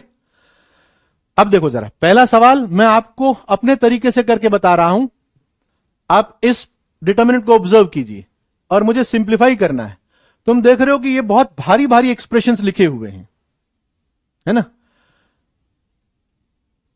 और तुम मानते हो कि सर ये 3/3 का है, तो अगर मैं अपने हिसाब से चलूं तो सर यहां इस एलिमेंट पर मैं ऑब्जर्व कर रहा हूं, मैं इस एलिमेंट पे भी ऑब्जर्व कर रहा हूं और मैं इसे भी देख रहा हूं, और मैं तीनों पर देखकर आपको कह सकता हूं कि A1 B1 सभी के अंदर आ रहे हैं। ठीक है, सभी के अंदर आ रहे हैं। ध्यान से देखना जरा, यह बात मैंने ऑब्जर्व कर ली। नॉट ओनली इन दिस, तुम चाहो तो कोई सी भी रो पकड़ो ना, इसको पकड़ो, इसके अंदर A2 B2 नजर आ रहा है, इसके अंदर भी A2 B2 नजर आ रहा है, यहां भी A2 B2 नजर आ रहा है, नीचे रो 3 में A3 B3 A3 B3 A3 B3 नजर आ रहे हैं। तो यह बात हर रो के लिए वैलिड है। ठीक बात। अब मैंने कहा कि देखो, इसको दो डिटर्मिनेंट की प्रोडक्ट की फॉर्म में एक्सप्रेस कर देता हूं। अब A1 B1, तो तुम कहोगे सर A1 B1, अभी रुक जाना, क्योंकि ये 3/3 का है तो मेरे पास भी 3/3 का ही डिटर्मिनेंट बनेगा। ठीक है, यहां पर L1 M1, तो तुमने कहा कि सर कॉलम 1 के अंदर L1 M1 भर दीजिए। यहां तक बात समझ में आ गई कि सर आपने इस एलिमेंट को देखा, इसको देखा, इसको देखा, तो आपने A1 B1 तो भर दिया, और L1 M1 इधर देख के तो इधर आपने L1 M1 भर दिया, क्योंकि इनके प्रोडक्ट से ये एक्सप्रेशन बन रहा है। ठीक बात। अब कहोगे कि सर यहां तीसरा एलिमेंट है ही नहीं, तो मैं कहूंगा कि ठीक है, कोई बात नहीं, नहीं है तो तू इसको 0 ले ले, क्या प्रॉब्लम है, 0 ले ले। और सर यहां पर भी, हां यहां पर भी 0 ले ले, कोई दिक्कत नहीं है। मुझे तो ये एक्सप्रेशन बनाना है, मुझे ये एक्सप्रेशन बनाना है। तो अगर मैं यहां 0 और यहां 0 ले लेता हूं और प्रोडक्ट करता हूं तो ये एक्सप्रेशन बन रहा है ना, मुझे क्या दिक्कत है। बात समझ में आ गई। अब अगला एक्सप्रेशन देखा, A1 L2 plus B1 M2, तो A1 L2 plus B1 M2, फिर तुमने कहा थर्ड एलिमेंट नहीं है, कुछ भी लिखना, तो मैं तो 0 लिख रहा हूं, ये एक्सप्रेशन बन रहा है ना। A1 L3 plus B1 M3, तो तुमने कहा A1 B1 है, यहां पर आप L3 और M3 लिख दीजिए, तो यहां पर आपने L3 M3 लिख दिया। ठीक बात। इतना बात समझ में आ गया कि मैंने ये रो 1 देखकर ये एलिमेंट भर दिए। अब तुमने कहा कि सर अब जरा इस पर देखो, A2 B2, तुमने तुरंत यहां पे लिख दिया A2 B2 और यहां 0, तो A2 L1 plus B2 M1 आपका ये प्रोडक्ट बन गया, ये प्रोडक्ट का एक एलिमेंट बन गया। सिमिलरली आपने A3 L1 B3 M3 देखा, तो यहां पे A3 B3 और अपनी हैबिट के हिसाब से तुमने यहां 0 लिख दिया और यहां भी 0 लिख दिया। ठीक बात है ना। अब मैं कह रहा हूं कि ये जो डिटर्मिनेंट लिखा हुआ है, इसको मैंने प्रोडक्ट की फॉर्म में पहचान के दो डिटर्मिनेंट का प्रोडक्ट लिख दिया और एलिमेंट मैंने ये लिखे। अब तो कोई भी बता सकता है सर इस डिटर्मिनेंट की वैल्यू भी 0 है, इसकी भी वैल्यू 0 है, तो प्रोडक्ट की वैल्यू 0 हो जाएगी। Is it clear to all. समझ में आ गई बात कि किस तरह से मैं डिटर्मिनेंट को देखता हूं कि यह डिटर्मिनेंट प्रोडक्ट का एक्सप्रेशन है क्या, क्या यह दो डिटर्मिनेंट की प्रोडक्ट की फॉर्म में लिखा जा सकता है, इतना बार देखता हूं। तो बात समझ में आ गई, बढ़े आगे। ओवरऑल इसका वैल्यू 0 ही है बच्चे, इसका वैल्यू 0 ही है।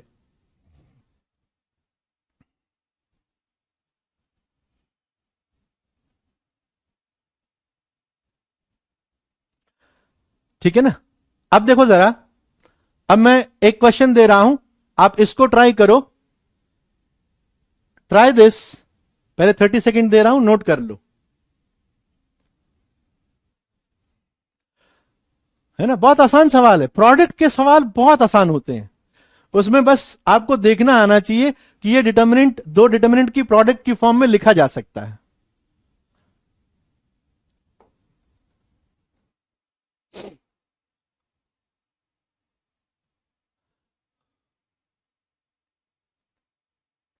कोशिश करो इसको देखने की, सॉल्व दिस।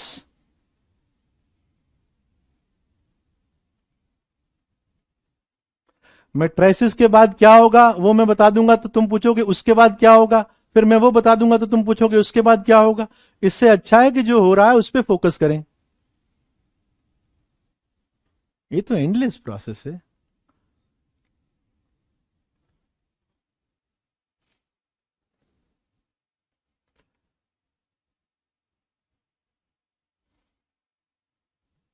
देखो इसको, देखो जरा,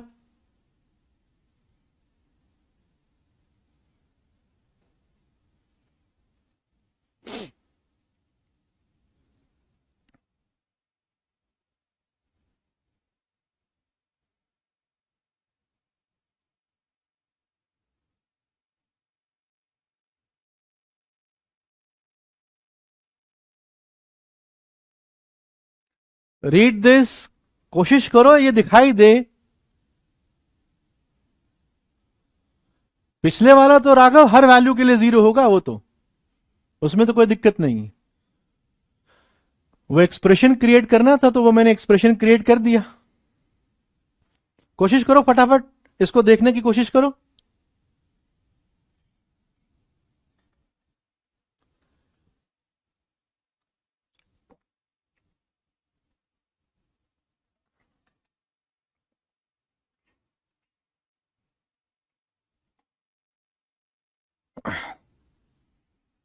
यस भाई, मैं ये उम्मीद कर रहा हूं कि बहुत सारे बच्चे ऐसे होंगे जिनको सब समझ में आ रहा होगा। आप लोग इनको इसको ट्राई करके देखो। Try this. दिखाई दे रहा है?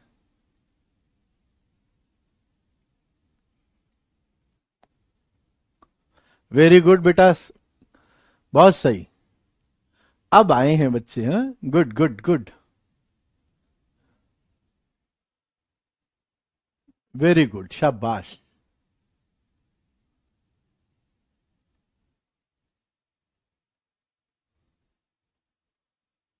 हाँ, अभी बिल्कुल सही कर रहे हो। देखो बच्चों, तुम देख पा रहे हो कि ये जो एक्सप्रेशन है, अगर आप स्क्वायर ओपन कर दें तो a1 square minus 2a1b1 plus b1 square, और this is a1 square minus 2a1b2 plus b2 square, ठीक है ना।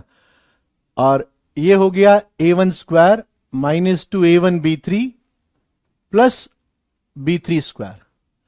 मैं आगे नहीं लिख रहा हूं क्योंकि मुझे मालूम है कि आगे भी ऐसे ही ओपन होगा। मेरा पर्पस क्या है?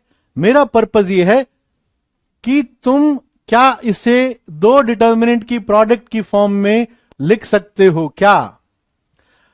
तो मैंने देखा कि भाई यहां पर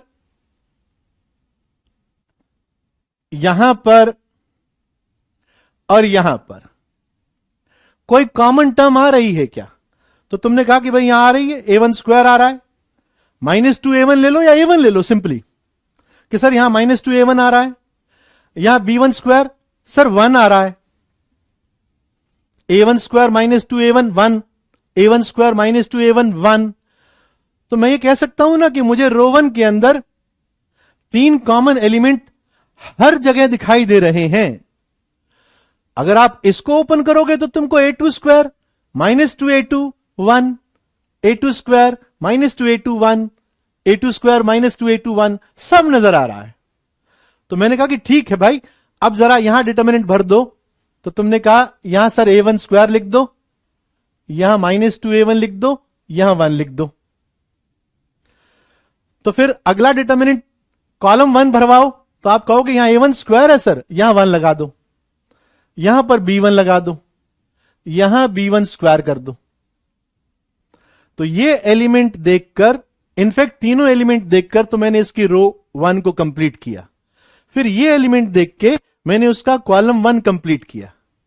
अब कॉलम 2 उसका कैसे बनेगा? 1 b2 स्क्वायर, 1 b2 स्क्वायर, और ये देख के मैंने कहा 1 b3 स्क्वायर, 1 b3 स्क्वायर।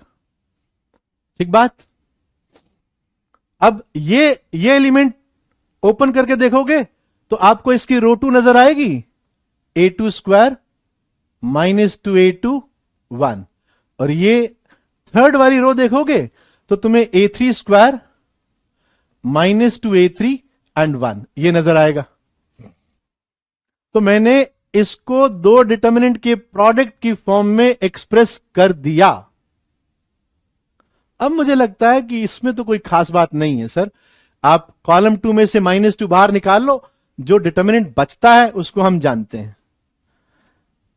मैं यहां लिख रहा हूं, -2 बाहर आया और this is a1 square a1 1, a2 square a2 1, a3 square a3 1,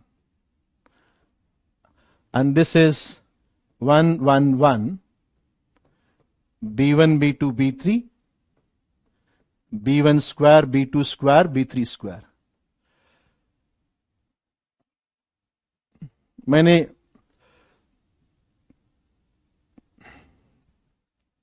column 3 column 1 को स्विच कर देना तो ये माइनस खत्म हो जाएगा। तो दिस विल बी 2 टाइम, और स्विच करोगे तो वो बनेगा a1 माइनस a2। अब ये फॉर्मूला है, मैंने बताया था याद रखने को, a3 3 minus 1, a3 minus a1, ये बन गया। और इसका ट्रांसपोज ले लो, कॉलम बना दो रोज को, रो कॉलम इंटरचेंज कर दो। तो this will B b1 minus b2, b2 minus b3 and 3 minus 1। तो ये आपका फाइनल आंसर हो गया। This is your answer. मतलब सिंप्लीफिकेशन कर कर मैं यहां तक आ गया। ठीक है, हाँ, इनका रिजल्ट याद किया था, वही अप्लाई कर रहा हूं। ठीक है, तो ये भी अगेन बहुत स्टैंडर्ड सा सिंपल सा क्वेश्चन था, इसमें कुछ भी ज्यादा रॉकेट साइंस नहीं है। आसानी से दिख रहा था कि ये एक्सप्रेस किया जा सकता है। चलो, जिन बच्चों ने ये कर लिया, चलो 30 सेकेंड दे रहा हूं, नोट डाउन कर लो।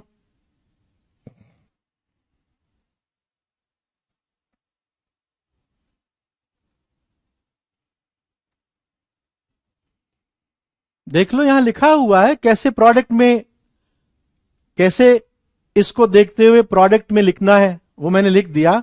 उसके बाद में -2 निकाल के स्टैंडर्ड डिटर्मिनेंट बनाए हैं। ओके, अब जरा थर्ड पे ट्राई करो।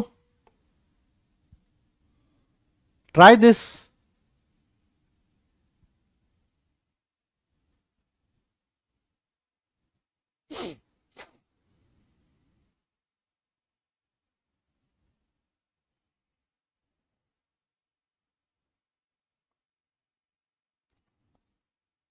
जल्दी ट्राई करो इसको।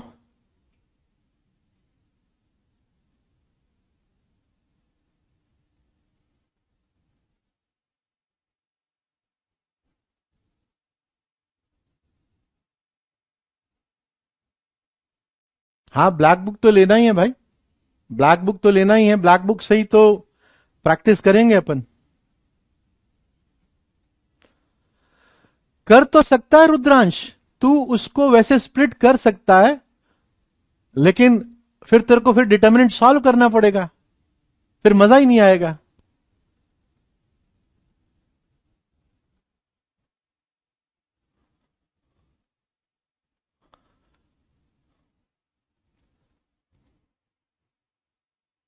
ये सवाल है बेटा, सवाल, ये सवाल है।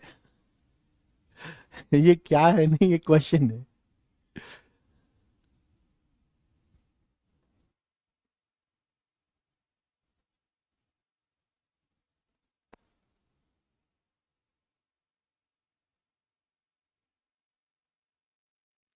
हाँ तरुण, ये तुमने पकड़ लिया ना, बस इतना काफी है कि सर ये तो कुछ ऐसा लिखा हुआ है, 1 - t³ अपॉन 1 - t। ये सवाल तो सबसे बनेगा, ये क्वेश्चन तो रुक ही नहीं सकता।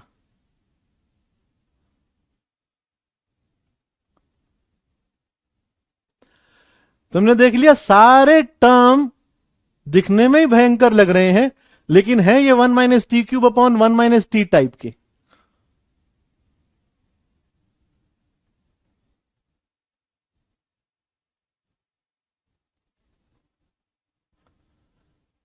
है ना, और 1 - t³ upon 1 - t is 1 + t + t²। बस ऐसा लिखते ही तुम्हारे दिमाग में स्ट्राइक कर जाएगा।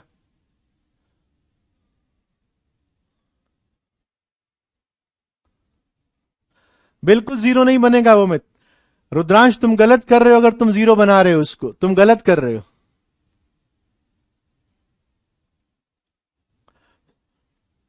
अरे मुश्किल क्वेश्चन ऑनलाइन पर कोई लेता ही नहीं है।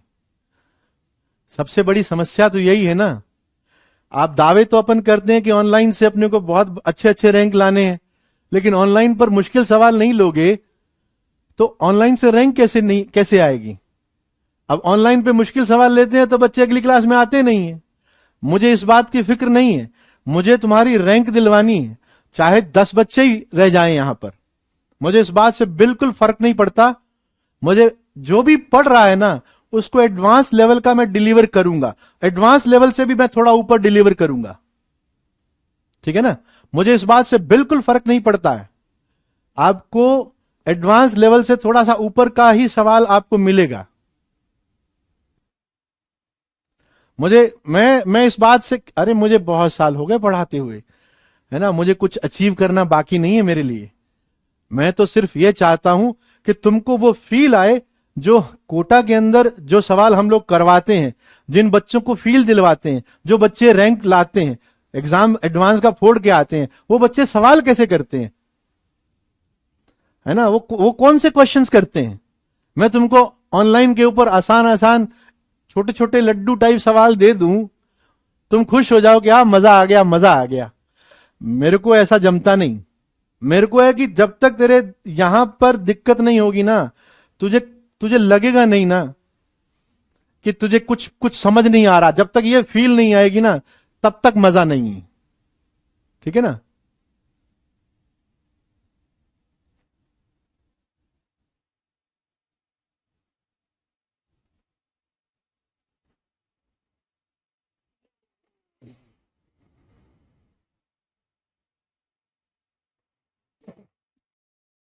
करना पड़ेगा बाबू, करना पड़ेगा।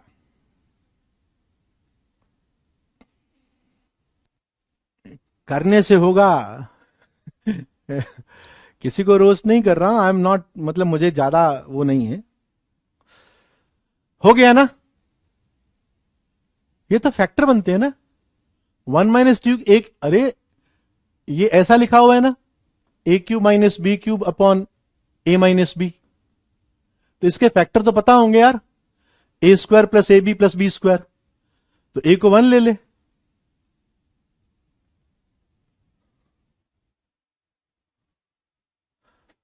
हाँ बिल्कुल बिल्कुल बिल्कुल वही आंसर है।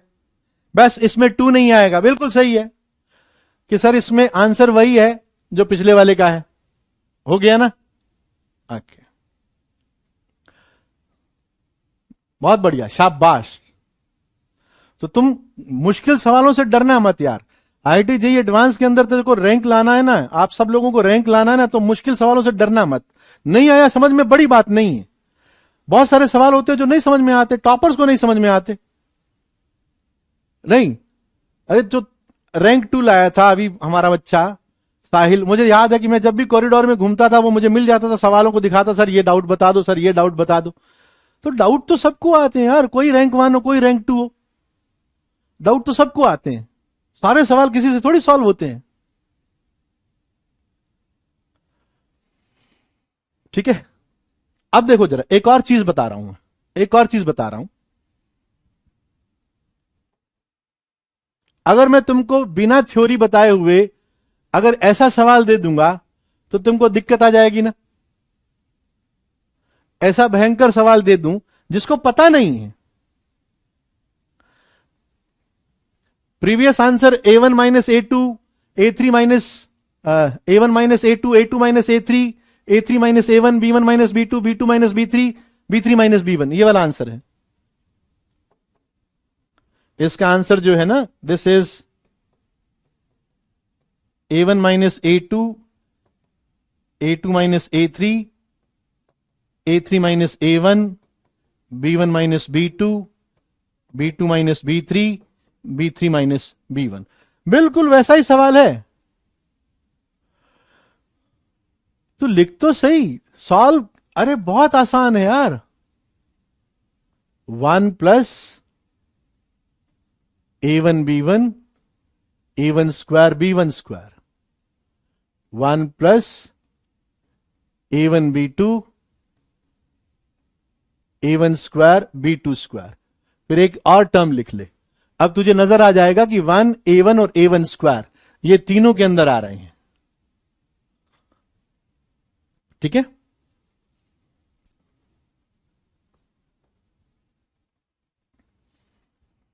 अब ये कंसेप्ट मैं जो बता रहा हूं ये बहुत इंपॉर्टेंट कंसेप्ट है। This is very important. समझो जरा इसको।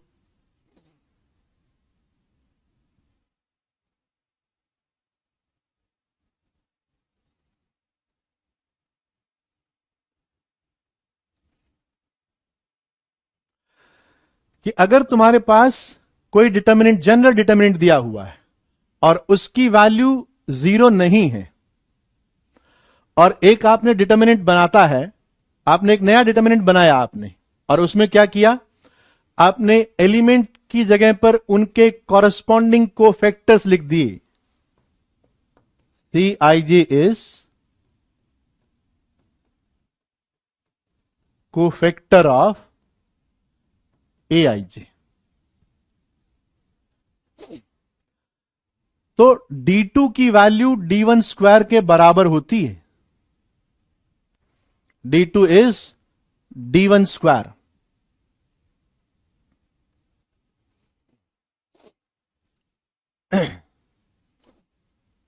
इसको करने के लिए मैं इन दोनों का प्रोडक्ट ले रहा हूं, D1 D2, this into this. तो रो कॉलम करूंगा मैं तो। ठीक है, आप एक काम कीजिए, इस D2 को बस थोड़ा सा रीअरेंज कर दीजिए। आप इसको ऐसा लिख दीजिए, C11 C12 C13 C21 C22 C23 C31 32 33। मैंने D2 को यूं लिख दिया, वैल्यू तो चेंज होगी नहीं। ठीक है, अब मैं D1 को D2 से मल्टीप्लाई कर रहा हूं। देखना जरा, मैंने D2 चेंज करके लिखा है। तो A11 C11 plus A12 C12 plus A13 C13। ये पहला एलिमेंट आ गया।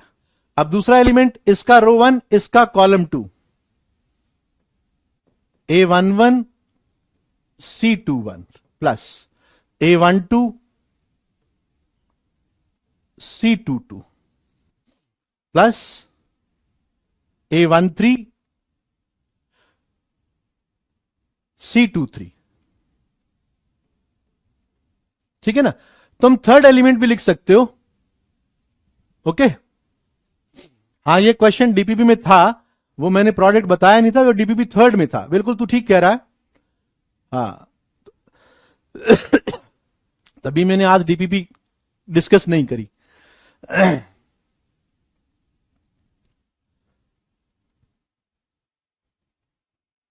मैट्राइसिस के लिए नहीं होता है, मैट्राइसिस अलग वो है, वो मैट्राइसिस की कोई वैल्यू थोड़ी होती है, तो इसलिए इसको मैट्राइसिस पर याद मत रखना।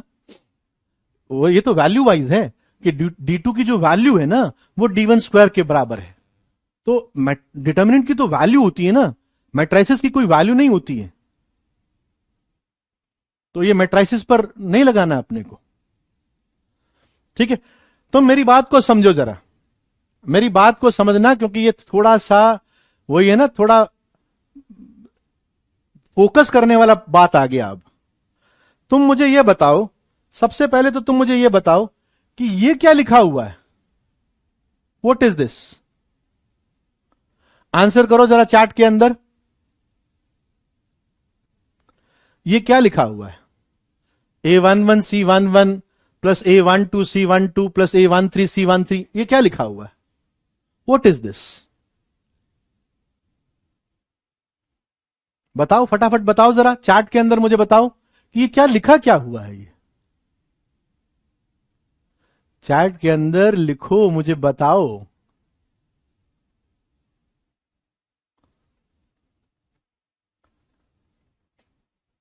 गुड गुड, वेरी गुड भाई।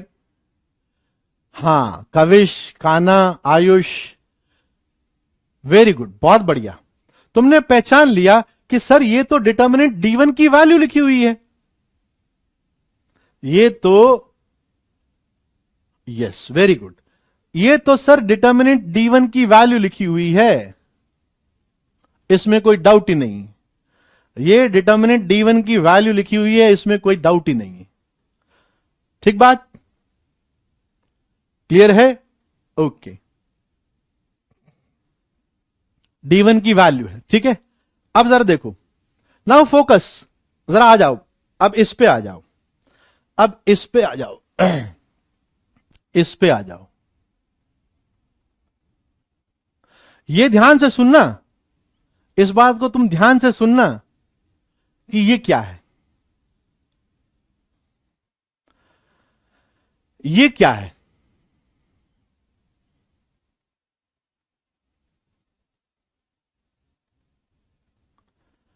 ये बॉक्स में जो लिखा हुआ है, दूसरा बॉक्स जो मैंने बनाया, तुम मुझे बताओ कि ये क्या है।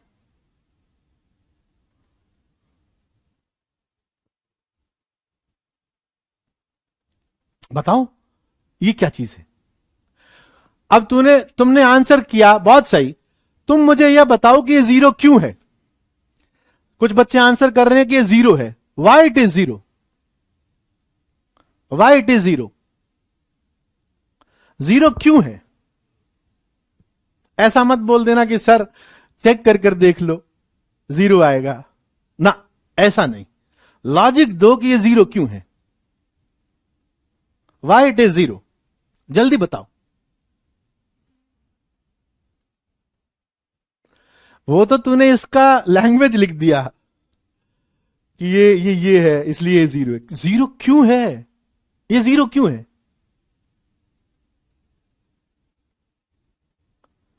एनीबडी, क्या कोई मुझे आंसर दे सकता है। नहीं पता, ओके, वेरी गुड, नहीं पता, कोई बात नहीं।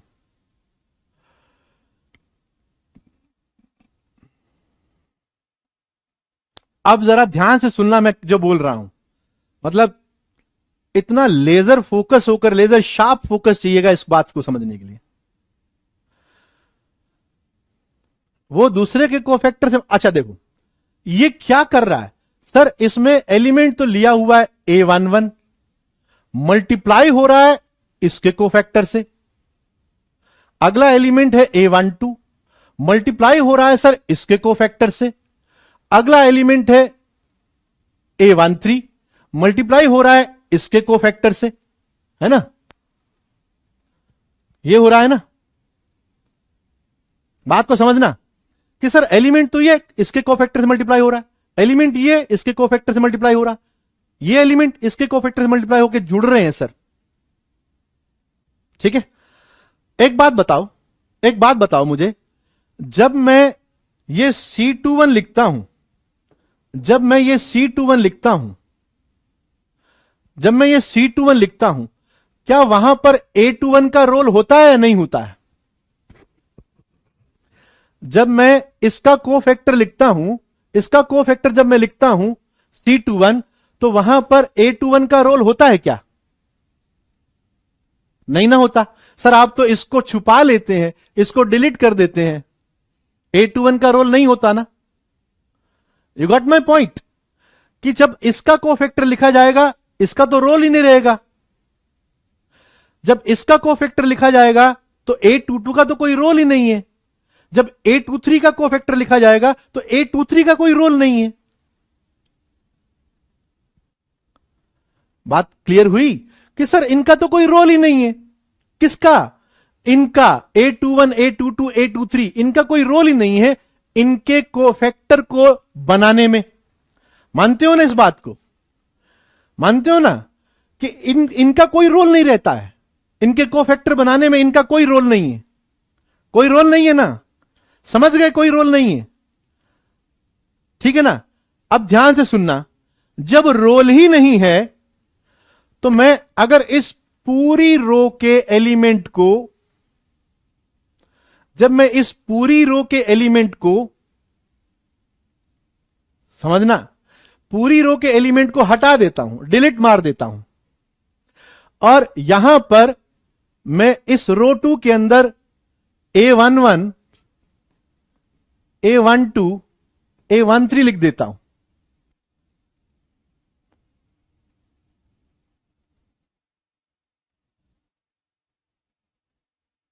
बात समझ में आई क्या?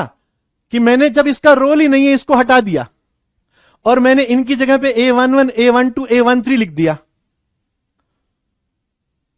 A11, A12, A13 लिख दिया। तो तू मुझे बताओ कि ये जो अब ये जो एक्सप्रेशन बना इसको हटा दे और A11, A12, A13 को चिपका दे। अब तू मुझे बता कि ये जो बॉक्स में लिखा हुआ एक्सप्रेशन है ये क्या है? What is this?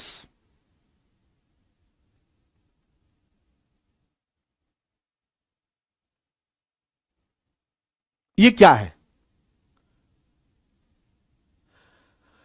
नहीं जीरो, हां तू कहेगा ना कि सर अगर तू आप इसको यहां चिपका देते हो तो सर ये वाला एक्सप्रेशन उस डिटर्मिनेंट की वैल्यू है। You got my point? कि सर अगर आप इसको हटा देते हो, इसको चिपका देते हो, तो ये वाला एक्सप्रेशन इस डिटर्मिनेंट की वैल्यू हो गया। तो भाई रो 1 और रो 2 आइडेंटिकल हो गए, so this is equals to 0। Value of new determinant. बात समझ में आ गई? ये बात समझ में आ गई ना कि ये क्यों 0 होता है?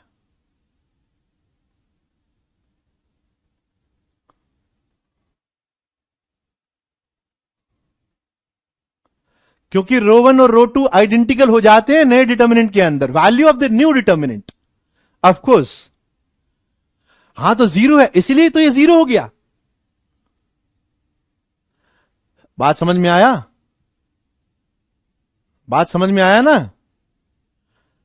अब बताओ, अगर ये बात है, अगर ये बात है तो तुम ये नहीं कहोगे कि सर अब मैं समझ गया कि सर यहां पर भी 0 आएगा। ठीक है, यहां पर भी 0 आएगा कि sir A11, C13, C31, A12, C32, sir ये भी 0 आएगा। जब समझ में आ गई बात कि यहां D1 आ गया, यहां 0 आएगा, यहां 0 आएगा। ठीक है, अब जब तुम मल्टीप्लाई करो, अभी D1 D2 कर रहे हैं, D1 D2 कर रहे हैं, इसको मल्टीप्लाई करोगे इससे, सर ये 0 बनेगा। हम समझ गए लॉजिक।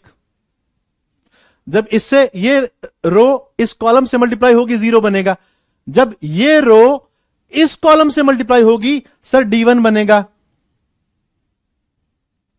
ये रो इस कॉलम थर्ड से मल्टीप्लाई होगी सर फिर 0 आ जाएगा।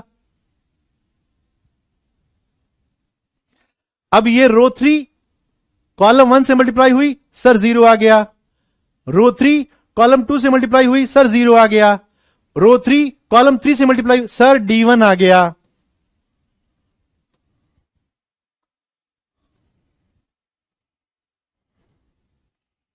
बात समझ में आ गई? तो मैंने D1 इंटू D2 बना दिया, D1 इंटू D2 बना दिया कि डायगोनल के अंदर D1 D1 D1 आएंगे, बाकी सब जगह 0, सेम रीजन से। ठीक है ना? अब तो कोई भी कह देगा कि सर आपने तो D1 इंटू D2 को इस डिटर्मिनेंट की वैल्यू क्या है, रो 1 के रिस्पेक्ट में एक्सपेंड किया, D1 क्यूब आ गया।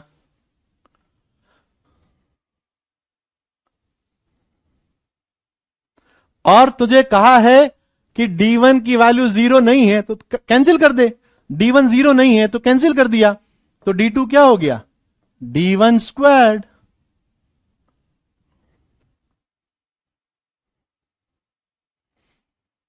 हां शुभम, यही कह रहा हूं मैं भी, बिल्कुल सही पकड़ा है शुभम आपने कि D2 will be D1 square. ठीक है, तो ये बड़ा इंपॉर्टेंट कंसेप्ट है।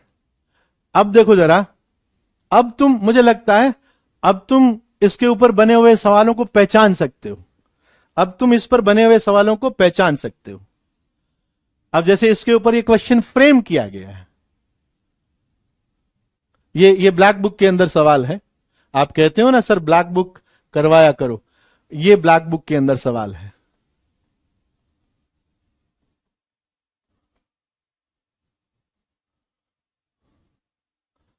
This is black book question.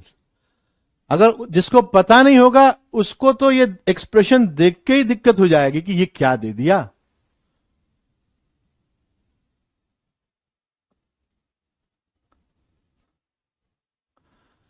ठीक है,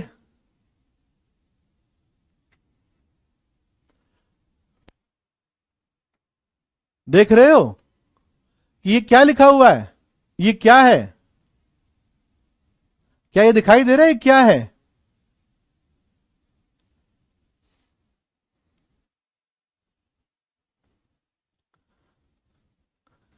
सर ये जो है ये इसका कोफैक्टर लिखा हुआ है, y की पावर 5 z की पावर 9 माइनस y की पावर 8 z की पावर 6, उसमें से y की पावर 5 z की पावर 6 कॉमन निकाल के ये है, तो ये कोफैक्टर लिखा हुआ है। इनफैक्ट सारे एलिमेंट उनके कोफैक्टर्स लिखे हुए हैं। सर अगर ये D1 है, अगर ये D1 है तो ये D2 है, तो D2 कितना हुआ, D1 स्क्वायर हुआ सर, तो 4 आ गई वैल्यू। ठीक बात। हाँ, आज मैं सोच कर आया था कि सिस्टम ऑफ इक्वेशन भी पढ़ा दूंगा, बट पढ़ा नहीं पाया।